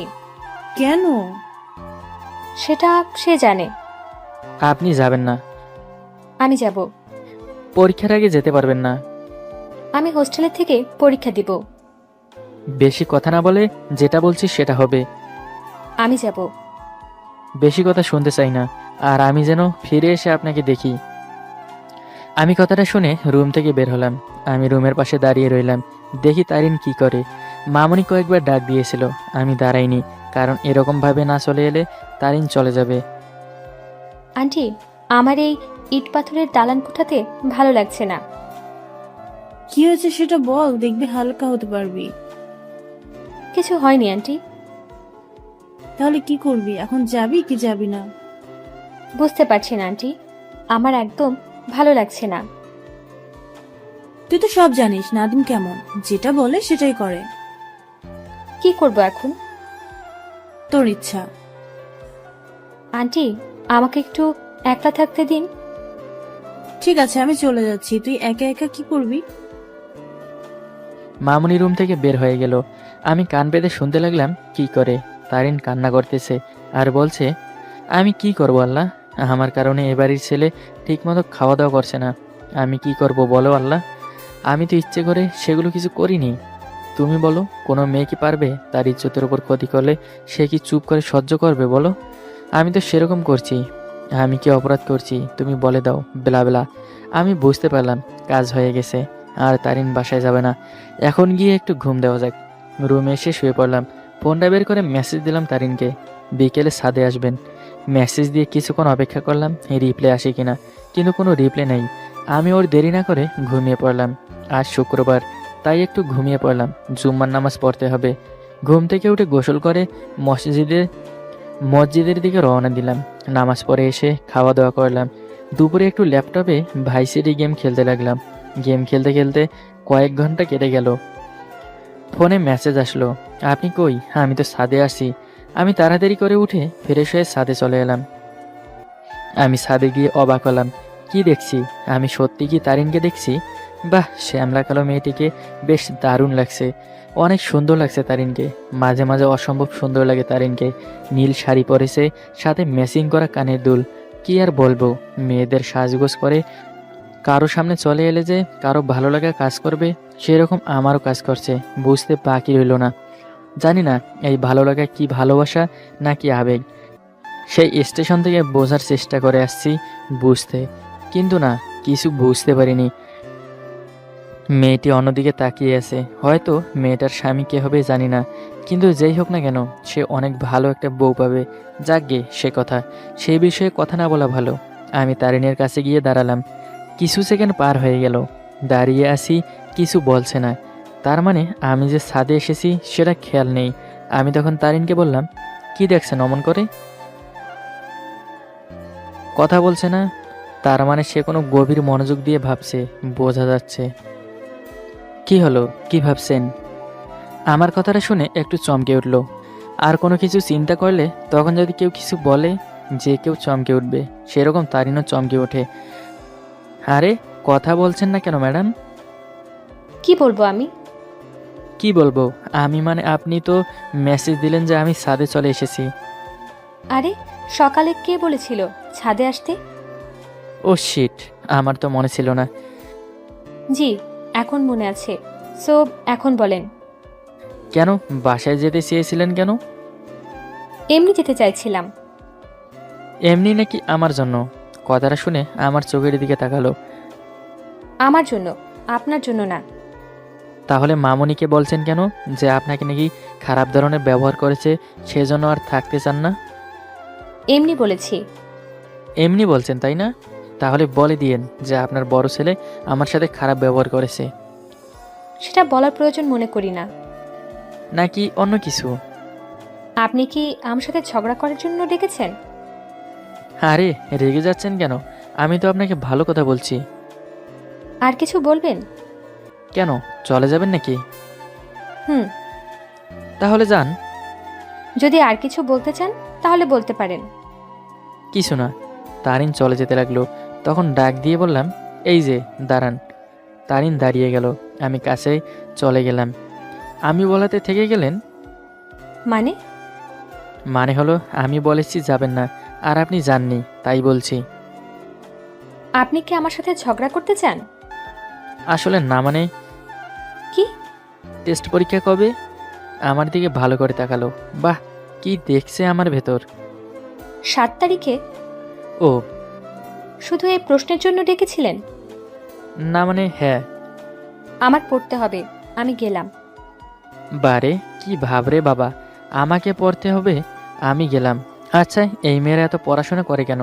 সারাদিন শুধু বই নিয়ে পড়াশোনা, পাগল হয়ে যাবে কয়দিন পর। এই যে মিস্টার, কি ভাবছেন? পাগল হবেন কয়দিন পর, তাই ভাবতেছি। কি বললেন? পাগল হব কয়দিন পর? কে বলেছে আপনাকে? কিছু না, আর কেউ বলেনি। যান, পড়া অভিশাপ দিবে না পড়লে। যত সব ফালতু মার্কা কথাবার্তা। হি হি হি। দাঁত বের করে হাসে আবার। যত সব গাধা মার্কা পোলাপান। কথা বলে রেগে 4000 ভোল্ট হয়ে চলে গেল। জানি হঠাৎ করে তারিনকে ইচ্ছা না থাকা সত্ত্বেও রাগিয়ে ফেলি। আমি পিছন ফিরে ইট পাথরের ঘরগুলো দেখতে লাগলাম। হাসি দিলাম কিছু কথা মনে করে। তখন আবার চিৎকার শুনতে পেলাম। আরে কিছু হয়নি, এই চিৎকার হলো আমি হাসি, সেজন্য চিৎকার দিয়ে বলে গেল, আবার ফাজিলের মতো দাঁত বের করে হাসে। আমি তারিনীর দিকে তাকিয়ে 32 পাটির দাঁত বের করে দিলাম আরেকবার হাসি। আরও রেগে চলে গেল। বাহ, দারুণ কাজ করলাম। কি বলতে এসেছিলাম আর কি বলে ফেললাম। আমি সন্ধ্যার সময় রুমে চলে এলাম। রুমে এসে শুয়ে ল্যাপটপ নিয়ে বসলাম। সেই চিরচেনা আমার বেস্ট গেম ভাই সিটি গেম। ল্যাপটপ অন করে একটু শুয়ে পড়তে টেবিলের উপর একটা কাগজ দেখতে পেলাম। তাও আবার কাগজের ওপর কলম দিয়ে রেখেছে। মনে হচ্ছে একটু আগে লিখেছে, কারণ টেবিলে কোনো কিছু ছিল না। তখন ছাদে যাবার সময় লক্ষ্য করেছি। আমি টেবিলের কাছে চলে এলাম। কাগজের খাতাটা দেখে মাথা গরম হয়ে যাচ্ছে, আবার হাসিও পাচ্ছে। কাগজে লেখা আছে বড় বড় করে লেখা, ফাজিল মার্কা পোলাপান, দাঁতগুলি ভালো করে ব্রাশ করবেন যাতে হাসি দিলে গন্ধ না বের হয়। ফাজিল ছেলে। লেখাটি পরে আমি হাতটা মুখের সামনে এনে হা করলাম। কই না তো, গন্ধ বের হচ্ছে না তো। দেখি আয়নার কাছে গিয়ে দেখি দাঁতের কি অবস্থা। আমি ড্রেসিং টেবিলের কাছে এসে আয়নার সামনে আগে 32 পাটির দাঁত বের করে একটা হাসি দিলাম। না, গন্ধ তো বের হয় নাই। দাঁতগুলি বিস্কি দিয়ে দেখছি দাঁত ব্রাশ করতে হবে নাকি। না, করতে হবে না, দাঁত তো স্বর্ণের মতো জমকালো দিচ্ছে। আবার দাঁত বের করে দেখছি ভালো করে। তখন হাসির শব্দ শুনতে পেলাম। আমি পিছনে ফিরে তাকিয়ে দেখি তারিন হাসি দিয়ে তারিনের রুমে চলে গেল। আমি একটু লজ্জা পেলাম, নিজে নিজে আবার কি যেন ভেবে হেসে উঠলাম। তারপর আর গেম খেললাম না, ল্যাপটপ অফ করে শুয়ে পড়লাম। সকালে খাবার খেয়ে অফিসে চলে গেলাম। আবার আগের মতো হয়ে গেল হাসি খুশি। ছোটো মা জিজ্ঞেস করেছিল তারিনের সাথে কিছু হয়েছিল নাকি। পরে আমি বলাতে থেকে গেল। আমি ছোটো মাকে মিথ্যে বলে এড়িয়ে গেলাম। এভাবে চলতে থাকে দিন। ধীরে ধীরে চলতে থাকলো সময়। আর তারিনের আর খুশির পরীক্ষা এসে গেল। সময়টা কেমন জানি চোখের পলকে কেটে গেল। প্রতিদিন সকালে খাবার খেয়ে অফিসে যাওয়া আর সন্ধ্যায় বাসায় এসে ফ্রেশ হয়ে একটু রেস্ট নিয়ে রাতে ছাদে গিয়ে জ্যোৎস্না দেখা। মাঝে মাঝে খুশির আর তারিনীর সাথে দুষ্টুমি করা আর ঝগড়া করা। অনেক ভালো বন্ধু হয়ে উঠেছি, অনেক ক্লোজ হয়ে গেছি এখন। এটাই হচ্ছে প্রত্যাহ রুটিন। এভাবে দিন কাটতে থাকে। এদিকে খুশির আর তারিনের পরীক্ষা এসে গেছে। এদিকে ছোটো মা আর মামুনি আমার বিয়ে নিয়ে কান ঝালাপালা করে দিচ্ছে। আমার কোনো পছন্দের কোনো মেয়ে আছে কিনা আমি কিছু না বলে চলে আসি তাদের সামনে থেকে। কারণ বলবো, তাদের কিছু বলার মতো নাই। কলেজে থাকতে একজন পছন্দ হয়েছিল, পরে প্রপোজ করার আগে জানতে পারলাম যে সে নাকি অন্য কাউকে পছন্দ করে। তাই আর কাউকে পছন্দ করলে সেটা ভালো লাগা বলে কাটিয়ে দিতাম। এভাবে চলতে থাকে দিন। কিন্তু মামনি আর ছোটো মা উঠে পড়ে লেগেছে আমার পিছনে। রাতে শুয়ে আছি, তখন মামনি আর ছোটো মা আমার রুমে এলো। আমি একবার তাদের দিকে তাকিয়ে আবার ল্যাপটপে গেম খেলতে লাগলাম। জানি কি বলতে যাচ্ছে। ছোটো মা আর মামনি দুজনে আমার পাশে এসে বসলো। এত বড় হয়েছিস তাও বাচ্চাদের মতো গেম খেলিস। আমি ছোটো মার কথা শুনে তাকালাম মুখের দিকে। কিছু বললাম না। আর কি বলবো, কিছু বলার মতো নাই। গেম খেলা আমার অভ্যাস, তার উপর ভাই সিটি বেস্ট। আর ফোনে তো ক্লাস অফ ক্লান গেম খুব ভালো লাগে। কি রে, গেম খেলা অফ রাখ এখন। আমি গেমের স্ক্রিনের উপর তাকিয়ে বললাম, ছোটো মা, এক কথা কতবার জিজ্ঞেস করছেন বলেন তো? সেটা বলে দিল তো আমি আর তোর ছোট মা তোরে বিরক্ত করতাম না। আব্বু বলে দাও তো, কোনো পছন্দের মেয়ে আছে নাকি? বলে দে বাজান। মামুনি, কতবার বলবো আমি এখন বিয়ে করব না। আর বিয়ে মানে স্বাধীনতাহীন জীবনযাপন করা। আর বিয়ে করে কোনো প্যারাতে পড়তে চাই না। দেখছি আপু কি বলে তোর ছেলে। ছোটো মার হাসা দেখে শরীর জ্বলে যাচ্ছে। পাগলের মতো কথাবার্তা। মামুনি, আমি সুস্থ মস্তিষ্কের মানুষ, সো নো ম্যাড। ছোটো মা, রাগ উঠছে কিন্তু, হাসবেন না। ওকে, এখন বল। নাই নাই নাই। বাজান আসতে বল। না, আমি ধীরে কথা বলতে পারি না। ঠিক আছে। আমি জানি তোর কোনো পছন্দের মানুষ নেই, কারণ যদি থাকতো তাহলে আমাদের বলতি বা একদিন নিয়ে আসতি। তাহলে এত জিজ্ঞেস করছেন কেন? ওকে, গেম খেল, মাথা ঠান্ডা হবে। বলে দুজনে চলে গেল। সারাক্ষণ শুধু বিয়ে বিয়ে করে জ্বালাচ্ছে। যাক বাবা, বাঁচা গেল। আমি আর গেম খেললাম না, ল্যাপটপ অফ করে শুয়ে পড়লাম। সন্ধ্যায় বাসায় এসে শুয়ে পড়ি রেস্ট নেওয়ার জন্য। এভাবে কাটতে থাকি দিন। এদিকে পরীক্ষা শুরু হয়েছে। এখন অফিসে যেতে দেয় না, মানে পরীক্ষা দিচ্ছে দুজন, আর আমি নিয়ে যাওয়া আর নিয়ে আসা আমার দায়িত্ব হয়েছে। আমি এখন ড্রাইভিং করি না, হাতেম আঙ্কেলকে প্রতিদিন নিয়ে আসে আর নিয়ে যায়। পরীক্ষা এক এক করে শেষ হতে লাগলো। প্রায় 1 মাস হয়ে গেল পরীক্ষা শুরু হয়েছে, আর পরীক্ষা শেষ হবে কাল। যাক বাবা, বাঁচা গেল। এত কষ্ট হচ্ছে যে প্রতিদিন 3 ঘন্টা করে অপেক্ষা করি, সেটা আর অপেক্ষা করতে হবে না। যাক, খুশির আর তারিনের কথাটা শুনে খুব ভালো লাগে। যখন বলে পরীক্ষা খুব ভালো হয়েছে, তখন সব কিছু কষ্ট ভুলে যাই। সকালে ঘুম থেকে উঠে দেখলাম 8টা বেজে গেছে। লাফ দিয়ে তাড়াতাড়ি ফ্রেশ হতে লাগলাম। প্রায় আধ ঘন্টা লেগে গেল ফ্রেশ হতে আর রেডি হতে। অতপর তাড়াতাড়ি করে খেয়ে বের হলাম। নিচে এসে দেখি বসে আমার জন্য অপেক্ষা করছে। হুম, চলো চলো। গাধা শার্টের কলার ঠিকমতো সই করতে পারে না। হাত দিয়ে কলাটা সই করে নিলাম। চলো এখন। চলে এলাম কলেজে পরীক্ষার কেন্দ্রে। অপেক্ষা করতে লাগলাম কখন পরীক্ষা শেষ হবে। অতপর পরীক্ষা শেষ হয়েছে।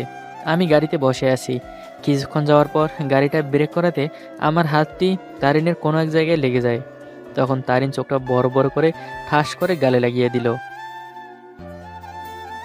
তারিন ঠাস করে আমার গালে লাগিয়ে দিল।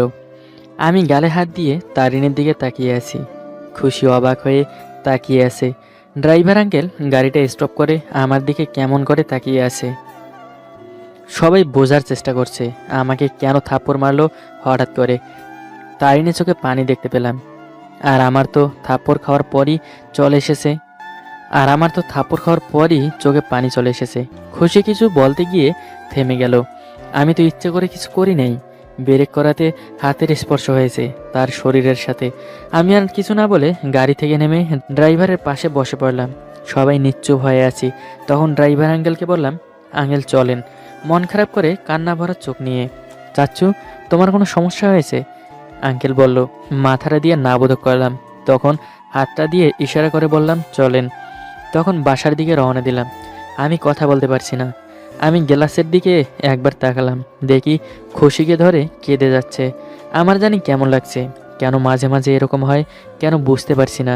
অতপর বাসায় এসে কেউ কারোর সাথে কথা না বলে চলে যাই যে যার রুমে। ভাগ্য ভালো আজ মামনি আর ছোট মা যার যার রুমে আছে, না হলে যে কি হতো বলতে পারছি না। আমি রুমে এসে দরজা লক করে এসিটা ফুল স্পিডে ছেড়ে দিলাম। এত গরম লাগছে যে মনে হচ্ছে তাপমাত্রা 45+ ডিগ্রি। তবুও শরীরের গরম কম মনে হচ্ছে না। শুয়ে গেলাম বিছানায়। চোখ দিয়ে পানি অবিরাম ঝরে যাচ্ছে। আমি চোখের পানি মুছতেছি না। তার ইচ্ছা মতো গড়ে পড়ুক। আমি কেন যে তার পাশের সিটে বসে গেলাম। কপালের লিখন সেটা উল্টাতে যাবে না। কপালের লিখন যেটা সেটা হবেই, কেউ উল্টাতে পারে না। যা হবার হয়েছে, এটা তো কপালে ছিল। কিছুক্ষণ পর শরীরটা ঠান্ডা অনুভব করতে লাগলাম। এর মানে শরীরের রাগী ভাবটা কমে গেছে। এসির পাওয়ার স্বাভাবিক করে দিলাম। আমি ভাবতে লাগলাম কি করা যায়। যেটা আগে ঘটে গেছে সেটা ক্ষমা চাওয়ার যাবে না। কারণ কি বলবো তারিনকে? আমি ইচ্ছে করে স্পর্শ করিনি, তাও আবার শরীরের স্পর্শ জায়গায়। কি বলবো তাকে আমি ইচ্ছে করে স্পর্শ করিনি? এটা ভুল বলে তাড়িয়ে দিবে, কিন্তু আল্লাহ তো জানে আমি ইচ্ছে করে স্পর্শ করেছি বা করিনি। কিন্তু যদি এমন কাজটা ঘটে যাবে, জানলে সামনে বসতাম। আর কেউ কি জানে যে কি ঘটবে? তাহলে তো সেরকম কাজ করতো না যদি আগে জানতো। শুয়ে কেটে যাচ্ছে অবিরাম, কিন্তু কষ্টগুলি রয়ে গেছে বুকের ভেতর। একবার সেই অপরাধ করেছিলাম, কত কথা বলেছিল, আর আজ কিছুক্ষণ কেটে গেল। কাঁদতে কাঁদতে একটা ডায়েরি বের করে নিয়ে লিখতে লাগলাম কিছু চাপা কষ্টগুলি। লিখে ড্রয়ারের ভেতর রেখে দিলাম। কেমন জানি মনে হচ্ছে নিজেকে শেষ করে দেই, কিন্তু তবুও পারছি না নিজেকে শেষ করে দিতে। কাঁদতে কাঁদতে কখন যে ঘুমিয়ে পড়েছি জানি না। ফোনের শব্দে ঘুমটা ভেঙে গেল। ফোনের দিকে তাকিয়ে দেখি ছোটমা কল করেছে। ধরবো কি ধরবো না ভাবতে ভাবতে ফোনটা কেটে গেল। অবাক হলাম, কারণ 9 বার কল করেছে। ফোনটা হাতে নিয়ে কল ব্যাক করবো কি করবো না সেটা ভাবছি। শর্মা ফোন দিলে কথা বলবো। কিছুক্ষণ কেটে গেল, কিন্তু কল দিচ্ছে না আর। ঘড়ির দিকে তাকিয়ে দেখি 12টা 51 বাজে। এত রাতে ফোন করেছে, কিছু হয়েছে নাকি আবার আমার জন্য? মেসেজ দিলাম আম্মুকে, আম্মু ফোন করেছেন কেন? একটু পর মেসেজ আসলো, কি হচ্ছে তোর? ফোন ধরছিস না কেন? তুই ঠিক আছিস তো? আমি উত্তর দিলাম ঠিক আছে আম্মু। তারপর ছোট মা মেসেজ দিল, খেয়েছিস কি বাহিরে? আমি মিথ্যে উত্তর দিলাম, জি আম্মু খেয়েছি। এখন ঘুমিয়ে পড়। আল্লাহ হাফেজ। আল্লাহ হাফেজ। আর কোনো মেসেজ আসলো না। আমি অবাক হলাম, প্রায় 8টা থেকে 9 ঘন্টা ঘুমিয়েছিলাম। কিছু না বলে ঘুমিয়ে পড়লাম, সাথে একটা ঘুমের ঔষধ খেয়ে নিলাম। তারপরে মামুনির ফোনে মেসেজ দিলাম, মামুনি কাল অফিসে যাব না, আব্বুকে যেতে বলবে, আর কাল আমি অনেক ঘুম পারবো, তাই ডাকতে এসো না, আল্লাহ হাফেজ। মেসেজটা দিয়ে ঘুমিয়ে যাওয়ার চেষ্টা করছি। ঔষধ খেয়েছি, সেটা কাজ করছে, চোখের পাতা লেপটে আসছে, চোখ খুলতে পারছি না। তার মানে ঘুম মামা এসে গেছে। সকাল সকাল তারিন ছোটমার রুমে এসে গেছে। ছোটমা তারিনকে দেখে বলল, ওখানে দাঁড়িয়ে কেন? এখানে এসে বস। তারিন ছোটমার কাছে গিয়ে বসলো। তখন ছোটমা বলল, কিছু বলবি তারিন? না মানে আন্টি আজ আম্মুর কথা মনে পড়েছে, তাই বাসা যেতে চাইছিলাম। ঠিক আছে যা, তাই মাথা নিচু করে বলতে হবে নাকি? ভালো লাগছে না, শুধু আম্মুকে মনে পড়ছে। ঠিক আছে, আজ চলে যা, তাড়াতাড়ি রেডি হয়ে নে, তোর আঙ্কেল তোর সাথে যাবে। সত্যি বলছেন আন্টি? তোর আঙ্কেলের সাথে কথা হয়েছে, যা তাড়াতাড়ি রেডি হয়ে নে। ওকে, তাহলে যাই আন্টি। যা। তারিন চলে যেতে লাগলো। তখন ছোটমা ডাক দিল, তারিন, জি আন্টি। একটু আমার কাছে আসবি? তারিন ছোটমার কাছে চলে গেল। আমার কাছে আয় তো মা। তারিন ছোটমার কাছে গিয়ে বসলো। ছোটমা তারিনের কপালে চুমু দিল। তারিন তখন কেঁদে দিল। আরে কাঁদছিস কেন মা? জানেন আন্টি, আমার মা ঠিক এরকমভাবে চুমু দিত, কিন্তু আজ সে আকাশের তারা হয়ে গেছে। ছোটমাকে জড়িয়ে কেঁদে দিল। ছোটমা তারিনকে বুকে জড়িয়ে ধরলো। ছোটমা তারিনের চোখে পানি মুছে দিলেন আর বললেন, কে বলেছে তোর আম্মু আকাশের তারা হয়ে গেছে? আমি তোর আম্মু আজ থেকে। আম্মু? হ্যাঁ রে। হুম। যা এখন রেডি হয়ে নে, আবার দেরি হয়ে যাবে। ঠিক আছে আন্টি। আবার? সরি আম্মু। এখন যা। তারিন তার রুমে চলে গেল। আরে দেখছেন ছোটমা কত ভালো মানুষ, এত এত ভালোবাসা তার মাঝে, কিন্তু একটা দুঃখ, তার কোনো সন্তান হবে না, ডাক্তার বলে দিয়েছে। তার জন্য খুব কষ্ট হয় কোনো সন্তান না হওয়াতে। কিন্তু ছোটমা বলে, আমার 2টা সন্তান, একটা হলো নাদিম আর একটা হলো খুশি। দেখছেন কত ভালোবাসতে পারে মানুষকে। ঠিক তেমনই ভাবে রাগ আছে প্রচুর, যা বলবে সেটাই করতে হবে। আর একটা বিষয় হলো তারিনের আম্মুর কথা। তারিন বলেছিল তার আম্মু আছে, তাই না? কিন্তু আবার বলল আম্মু মারা গেছে। তারিনের চাচিকে আম্মু বলে, কারণ ছোট থেকে মেয়ের মতো মানুষ করেছেন। তারিনের জন্য কোনো সন্তান নেননি, যদি তারিনের আব্বুর কথা না রাখতে পারে সেজন্য। সে অনেক কথা এখন বলে শেষ করা যাবে না। তারিন রেডি হয়ে শর্মার রুমে চলে আসে, ছোটমার কাছে চলে যায়। এদিকে শর্মা বিছানা ঠিক করছে। কি রে, তুই রেডি হয়েছিস? হ্যাঁ আন্টি। আবার আন্টি? সরি, আর ভুল হবে না। তারিনের দিকে তাকাতে গভীর চোখে তাকিয়ে আছে, কারণ তারিন যে শাড়ি পরেছে তার দারুণ লাগছে।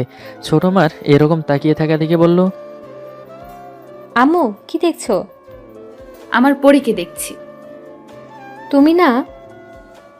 ঠিক বলছি। শোন, তোর জন্য একটা রাজপুত্র দেখেছি। তোর চাচ্চু আর আম্মুর সাথে কথা হয়েছে। বললে হলো, আমি বিয়ে করব না, কোনোদিন না। ভাগলি কি বলে বিয়ে করবে না? ঠিক বলেছি, আমি ডাক্তার হব, তারপর বিয়ে। সমস্যা নেই, ডাক্তার হবি, কিন্তু বিয়ের পর। আগে আম্মুর কাছে গিয়ে বলবো আমি বিয়ে করব না, শোক করব না। আগে আমার লাইফ, তারপর বিয়ে। এখন চল, তোকে এগিয়ে দিয়ে আসি। ঠিক আছে, চলেন। তারিন আর ছোটমা রুম থেকে বের হয়ে গাড়ির কাছে চলে যেতে লাগলো। সিঁড়ি দিয়ে নামার সময় বলল, ইস, ফোনটা রেখে এসেছি টেবিলে। মা, তুই যা, আমার ফোনটা নিয়ে আসি। ঠিক আছে। ছোটো মা চলে গেলেন ছোটো মার রুমে, আর তারিন নাদিমের রুমের দিকে চলে গেলেন। তারিন নাদিমের রুমের কাছে এসে দরজা খুলে ভেতরে ঢুকতে যাবে, কিন্তু দরজা ভেতর থেকে লক করা আছে, তাই খুলতে পারলো না তারিন। কি যেন ভেবে মনে মনে বলল। তারপর গাড়ির দিকে চলে গেলেন। তারিন আর তারিনের চাচ্চু দাঁড়িয়ে আছে নাদিমেরও ছোটো মার সামনে। আব্দুর রহিম চাচুকে একটু দূরে নিয়ে কি যেন বলল। তারিন শুধু ওপরের দিকে তাকাচ্ছে। নাদিম এখনো বের হচ্ছে না কেন? সে তো কিছু করে ফেলেনি। খুব ভয় করছে নাদিমকে নিয়ে। খুশির কথা চমকে ওঠে। তারিন, কি ভাবছো? চাচ্চু তো ডাকে। ও হ্যাঁ। যাও। সবাইকে বলে বিদায় নিল তারিন। ছোট মা ড্রাইভারকে বলে দিল মালপত্র ভালো করে ট্রেনে উঠিয়ে দিও। তারপর তারিন আর তারিনের চাচু গ্রামের বাড়ি দিকে চলে যায়। তারিন চলে যাওয়ার সময় নাদিমকে মেসেজ দিয়ে গেল। আমি চলে যাচ্ছি, ভালো থাকবেন। আর আমার রুমের টেবিলে একটা কাগজ রেখে দিয়েছি, পড়ে নেবেন। নাদিমের ঘুম ভেঙে গেল। তখন ফোনের ঘড়ির টাইম দেখতে গিয়ে দেখে তারিনের একটা মেসেজ আর মামুনির কয়েকটা কল। ঘড়ির টাইম দেখে অবাক হলো, কারণ বিকেল 4টা বাজে। তার মানে অনেক ঘুম হয়েছে। প্রায় 14 থেকে 15 ঘন্টা ঘুমিয়েছিলাম। উঠে ফ্রেশ হয়ে ওয়াশরুমে চলে গেলাম। ওয়াশরুম থেকে গোসল করে বের হয়ে আসি। আয়নার কাছে এসে চুল আঁচড়াতে গিয়ে মুখ ও চোখের দিকে খেয়াল করলাম। চোখ আর মুখ ফুলে গেছে অতিরিক্ত ঘুম পাড়ার জন্য। তারপর সাজগোজ করে ছাদের দিকে চলে গেলাম। আরে ভাবছেন যে সারা রাত খাবার খাইনি, আবার সকালের খাবারও খাইনি, আবার দুপুরের খাবারও খাইনি, কিন্তু মামনি আর ছোটো মা কিছু বলেনি? আরে নিষেধ আছে নাদিমের, দরজা লক করে ঘুমিয়ে গেলে ডাকা যাবে না। যদি না খেয়ে ঘুমিয়ে যায় তবুও ডাকা যাবে না। না হলে একটা চাবি তো মামনির কাছে আছে, সে চাবি দিয়ে খোলা যেতে পারতো, কিন্তু তা করেনি। নাদিম খুব রাগী, তাই তার ইচ্ছার বিরুদ্ধে কিছু করে না। সেজন্য মনে হয় কল করেছিল মামনি, কিন্তু ঘুমিয়ে যাওয়ার কারণে রিসিভ করতে পারিনি। কয়েকবার কল দেওয়ার পর না ধরাতে আর দেয়নি। ছাদে চলে এলাম। আজ খুব খারাপ লাগছে, একটু বেশি ঘুম পাড়ার কারণে। আর একটি ছাদে আজ একা, তারিন নাই। তারিনের কথা মনে পড়ায় মেসেজের কথা মনে পড়ে গেল। তখন ফোনটা করে মেসেজটা দেখে অবাক হই। আমি চলে যাচ্ছি, ভালো থাকবেন। আর আমার রুমের টেবিলে একটা কাগজ রেখে দিয়েছি, পড়ে নেবেন। মেসেজ দেখে তো অবাক হলাম। তাই তো আজ ছাদে তারিন নেই। তারিনের রুমের দিকে চলে গেলাম। তারিনের রুমে গিয়ে দেখি টেবিলে একটা কাগজ রাখা। কাগজ দেখে মনের ভেতর কেমন জানি করছে। লাভ লেটার নাকি? মনের ভেতর ধুকধুক করছে। কাগজটা হাতে নিয়ে অবাক হলাম। প্রথমে ক্ষমা চেয়ে নিচ্ছি। জানি না কি আপনার অভিনয়, নিজেকে ভালো পরিচয় দিতে গিয়ে আমার কাছে ধরা খেয়েছেন। সেদিন রাতের ঘটনা কিছু মনে করিনি, কিন্তু কাল কি করেছেন একটু ভেবে দেখেছেন কি? একটা স্পর্শে মেয়েদেরকে সতীর নারী থেকে বিরত রাখে। বাসর রাতে স্বামীর কাছে কখনো গর্ব করে বলতে পারবে না আমি একজন সতী নারী, আপনি ছাড়া কেউ আমাকে টাচ করতে পারেনি। কখন গর্ব করে বলতে পারবে না আমি সেই নারী যে স্বামী ব্যতীত অন্য কোনো পুরুষের হাতে হতে পারিনি, ইত্যাদি ইত্যাদি করে গর্ব করে বলতে পারবে না স্বামী বা অন্য কাউকে। কিন্তু আপনি আমার সরলতার সুযোগ নিয়ে কি করেছেন সেটা একটু ভাববেন। আর কিছু বলবো না। কাল থাপ্পড় মারতে চাইনি, কিন্তু মস্তিষ্ক এমন হয়ে গিয়েছিল, সেটা ছাড়া কিছু করতে পারছিলাম না। যদি পারেন ক্ষমা করে দিন, আর কোনোদিন অন্য মেয়েকে এরকম কিছু করবেন না। আমি চলে যাচ্ছি আপনাদের বাসা থেকে। লেখাটা পরে ধপ করে ফ্লোরে বসে গেলাম। কি কি শুনতে পেলাম আমি নাকি সরলতার সুযোগ নিয়ে এগুলো করেছি। আল্লাহ, আপনি তো আমার মনের খবর জানেন। আমি সরলতার সুযোগ নিয়েছি কি, নাকি ইচ্ছে করে করেছি, নাকি কোনো দুর্ঘটনায় এইগুলি হয়েছে? চোখের পানি অবিরাম ঝরে পড়ছে। মিথ্যে কিছু কথায় মানুষকে শেষ করে দেয়। তারা একটু ভেবে দেখে না ঘটনাগুলি যে ঘটে যাচ্ছে সেগুলো কি ইচ্ছে করে করছে, নাকি কোনো খারাপ ধরনের মতলব আছে, নাকি ঘটনা ঘটে যাচ্ছে কোনো কিছু ছাড়া। সেটা কোনো খবর না নিয়ে এই কাজগুলি করা ঠিক না। কিছুক্ষণ পর উঠে দাঁড়ালাম, চোখটা মুছে রুম থেকে বের হয়ে গেলাম। রুম থেকে বের হওয়ার পর রুমের দরজার কাছে লক্ষ্য করলাম ছোটো মা দাঁড়িয়ে আছে। আমি সোজা রুমে চলে গেলাম। ভাবতে লাগলাম ছোটো মা সব দেখে ফেলেছে নাকি, আর যদি দেখে ফেলে তাহলে তো কি মনে করবে আল্লাহ ভালো জানেন। দরজা লাগিয়ে শুয়ে কাঁদতে লাগলাম। আমি নাকি সরলতার সুযোগ নিয়েছি। কাঁদতে কাঁদতে কখন যে ঘুমিয়ে পড়েছি মনে নেই। মামুনির ডাকে ঘুম থেকে উঠলাম। নাদিম, নাদিম, নাদিম। ঘুম চোখে বললাম, জি মামুনি। কি হয়েছে তোর? কিছু না। তাহলে এই সন্ধ্যা রাতে ঘুমিয়ে গেছিস কেন? এমনি মামুনি। শরীর খারাপ নাকি? না মামুনি, এমনি। ফ্রেশ হয়ে আয়, খাবার খাবি। না মামুনি, খাবার খাবো না। কেন? খেতে ইচ্ছে করছে না। দূর পাগলের মতো কথাবার্তা, তাড়াতাড়ি খেতে আয়। না মামুনি, খেতে মন চাচ্ছে না।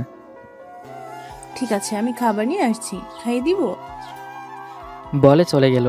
আমি উঠে ফ্রেশ হয়ে আসলাম। একটু পর মামুনি চলে আসলো, সাথে খাবারে নিয়ে আসলেন, খাইয়ে দিল আমায়। অতপর পরের দিন ঘুম থেকে উঠে পড়লাম সকাল সকাল। খেতে মন চাইছে না, শুধু একটা কথা মাথার ভেতর কেমন করছে। সারাদিন কেমন করে কেটে যাচ্ছে বুঝতে পারছি না। সারাদিন ঘুম আর কান্না করা ছাড়া কিছুই করতে পারছি না। এভাবে কেটে গেল দিন।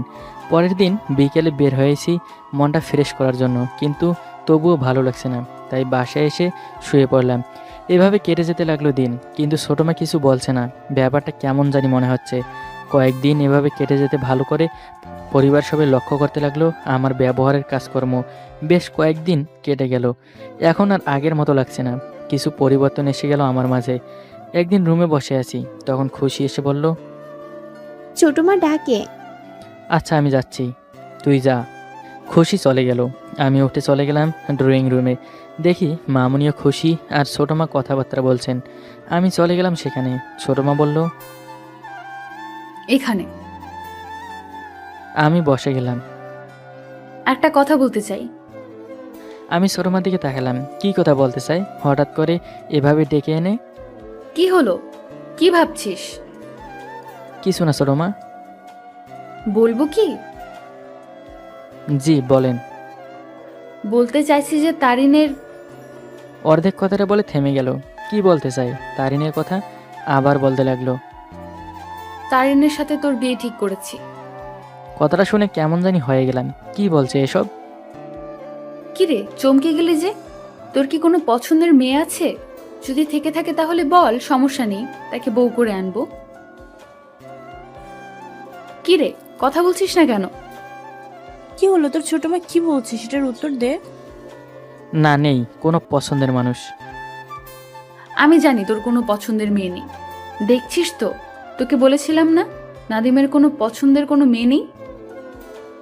তাহলে কি করবি এখন রেখা? নাদিমের কাছে জিজ্ঞেস করে নেই সে তারিনকে বিয়ে করবে নাকি করবে না। আচ্ছা, তুই কি তারিনকে পছন্দ করিস? মানে বিয়ে করতে কোনো আপত্তি আছে তোর? কি বলবো এখন আমি? হ্যাঁ বলে দিব কি? তাহলে প্রতিশোধ নিতে পারবো। কি হলো, কি ভাবছিস? কিছু না। তাহলে বল। আপনাদের ইচ্ছা, আমার কোনো পছন্দের মেয়ে নাই, তাই যাকে আপনারা পছন্দ করবেন তাকেই বিয়ে করব। কথাটা বলে রুমে চলে আসলাম। সেখান থেকে রুমে এসে ভাবতে লাগলাম, যাক প্রতিশোধ নিতে পারবো তাহলে। বিয়ের আলোচনা চলতে শুরু করলো। হয়তো আগে থেকে সব ঠিক করে রেখেছিল তারা, তাই বিয়ের দিন ঠিক করে ফেললো। আগামী শুক্রবার বিয়ের দিন ঠিক করা হলো। বাড়ির বড় ছেলের বিয়ে, তাই ধুমধাম করে বিয়ে হবে। বাসাটা সাজাতে লাগলো বিভিন্ন রকম জিনিস দিয়ে। 2 দিনে বাসাটা সাজিয়ে কমপ্লিট করেছে। চলে এলো বিয়ের দিন, সবাই খুশি। একমাত্র ছেলের বিয়ে, 2 মার 1 ছেলে বলে কথা। সবাই যার যার মতো আনন্দ করছে। বিয়ে যাত্রী নিয়ে তারিনের বাসার দিকে রওনা হলাম। প্রায় 1 ঘন্টা পর তারিনের বাসায় পৌঁছে গেলাম। বিয়ে বাড়িতে খাওয়া দাওয়া পর্ব শেষ হলো। অতপর বিয়ে পড়ানো হলো। বউকে নিয়ে, মানে তারিনকে নিয়ে আমাদের বাসায় চলে এলাম। অনেক কান্নাকাটি করেছে তারিন। বাসর ঘরে বউকে আর আমাকে নিয়ে যাওয়া হলো। সবাই বউ দেখতে লাগলো। আমি এর ফাঁকে ছাদে চলে গেলাম। আজ আকাশ খুব ভালো লাগছে। আকাশে অনেক তারার মেলা বসেছে, আর সবার মাঝে চাঁদটাকে অনেক বড় দেখাচ্ছে। ঝিরিঝিরি বাতাস বইছে, হালকা শীত শীত করছে। কিছুক্ষণ আকাশের দিকে তাকিয়ে রইলাম। পেছন দিকে দেখি খুশি আর সাইমের কণ্ঠ শুনতে পেলাম। দেখছো খুশি, তোমার ভাইয়া এখানে। ভাইয়া তুই এখানে? আমি পিছন ফিরে তাকালাম। হাবলার মতো তাকিয়ে কি দেখছো ভাইয়া? কিছু না। এখানে কি করছিস? চল বাসর ঘরে, ভাবি একা একা বসে আছে। আমাকে আকাশ দেখতে দে। জানিস আজ আকাশটা খুব সুন্দর লাগছে। খুশি, তোরা দেখ, মনটা ভালো হয়ে যাবে। সাহেব ভাইয়া দেখছো কি বলে? খুশি, তোমার ভাইয়াকে আসল চাঁদের কাছে নিয়ে চলো, সেখানে গেলে বুঝবে চাঁদের আলো কেমন। আমি যাব না, তোরা যা চাঁদ দেখতে। আমি এই আল্লাহর বানানো চাঁদ দেখব। আস্তাগফিরুল্লাহ, তুই বলিস কি আমরা যাব মানে? পাগল হয়েছিস নাকি? সাইম ভাইয়া কথা না বলে ধরে নিয়ে চল তো। তাই করো। এটা করিস না দোস্ত, আজকের রাতটা এখানে কাটাতে দে, কাল থেকে রুমে শুয়ে থাকবো। আস্তাগফিরুল্লাহ, চল। খুশি আর সাইম দুজনে ধরে নিয়ে গেল বাসর ঘরের দিকে। বাসর ঘরে রেখে দুজনে বের হয়ে গেল। যাবার সময় বলে গেল, বিড়াল কিন্তু সাবধানে মারবে ভাইয়া, আমি ভাবির কাছে শুনে নেব পরে। বলে রুমের দরজা লাগিয়ে দিল। বাসর ঘরটা অনেক সুন্দর করে সাজিয়েছে, বিভিন্ন রকমের ফুল দিয়ে সাজিয়ে রেখেছে রুমটা। দেখতে খুবই ভালো লাগছে, কিন্তু প্রচুর রাগ হচ্ছে খুশির ওপর। আমি চাইছিলাম যে ওকে শাস্তি দিব। আমি আজ সারা রাত বাইরে থাকবো, দেখি ও কেমন মজা সেটা বুঝুক। কিন্তু এদের জ্বালায় আর থাকতে পারলাম না। কিন্তু এখন কি করা যায় সেই বুদ্ধি করতে হবে। শাস্তি তো আমি ওকে দিবই। আমি দাঁড়িয়ে আর চোখে তারিনকে দেখছি। বাসর ঘরের চেয়ে সব থেকে বেশি সুন্দর লাগছে তারিনকে। তারিন ঘোমটা দিয়ে বসে আছে, হয়তো আগে থেকে চেনা, তবুও প্রথম রাত বলে কথা। অনেক গহনা দিয়ে সাজিয়ে রেখেছে, নতুন বউ সাজাতে যেভাবে সাজানো লাগে সেরকমভাবে সাজিয়ে রেখেছে। আমি মন ভরে দেখে নিলাম তারিনকে, কারণ বিয়ে করেছি, নিজের বউ এখন দেখব না? আর প্রতিশোধ তো নিবই। আমার সাথে পাকনামি, তাই না? মন ভরে দেখলাম তারিনকে। আমি যে তারিনকে পছন্দ করি হয়তো তারিন জানে না, হয়তো তারিন সেটা জানে না। তারপর তারিনের দিকে তাকিয়ে বললাম, 2 রাকাত নফল নামাজ আদায় করি আল্লাহর জন্য, চলো। তারিন মাথাটা নাড়িয়ে হ্যাঁ বোধক জবাব দিল। এর মানে সে নামাজ পড়বে।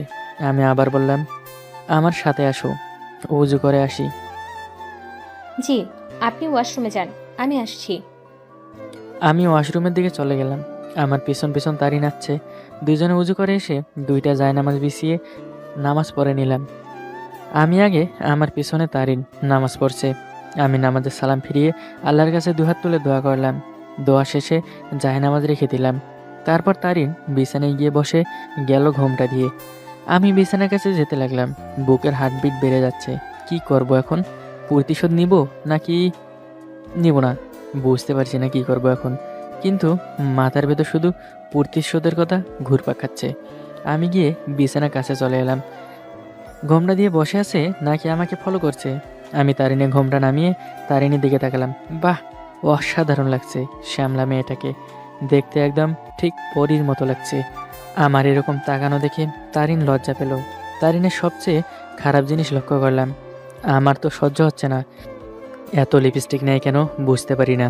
আমি তারিনের আরও কাছে চলে গেলাম। আমাকে এত কাছে যাওয়া দেখে তারিনের মুখ শুকিয়ে গেল, মনে হচ্ছে ভয় পেয়েছে। আমি তারিনের সামনে বসে আছি, জানি না কি হবে একটু পর। দুজনে চুপ করে বসে আছি খাটের মাঝখানে, কেউ কোনো কথা বলছি না। আমি দুষ্টুমি করে হাতটি তার ঠোঁটের দিকে বাড়িয়ে দিলাম। তারিন খুব ভয় করছে, মুখ দেখে বোঝা যাচ্ছে। আমি আলতো করে তার ঠোঁটের লিপস্টিক মুছে দিলাম। তারিন আরও বেশি ভয় করছে, কারণ কি করছি আমি লিপস্টিক মুছে দিয়ে বললাম, এত লিপস্টিক দেওয়া লাগে? হ্যাঁ, সেদিন বলেছিলাম না এটা আমার পছন্দ না? দাঁড়াও, আর হ্যাঁ, কি বলেছিলে? আমি তোমাকে ইচ্ছে করে ছুঁয়েছিলাম, তাই না? তুমি তো জানো না আমি কতটা রাগি। তোমায় এতদিন কিচ্ছু বলিনি, সব সহ্য করে গেছি। কিন্তু আজকে দেখাবো আমি সেদিন ইচ্ছে করে করেছি না আজকে ইচ্ছে করে করব। আরে সেদিন তো অ্যাক্সিডেন্টলি টাচ হয়েছিল, আর আজকে তোমায় ইচ্ছে করেই করব। আর আজকে তুমি আমার পারমিশন প্রাপ্ত বউ। এখন দেখবা মজা কারে কয়। এই শোনো, চ্যানেলটি সাবস্ক্রাইব করে ঘন্টাটি বাজিয়ে দিও, কেমন?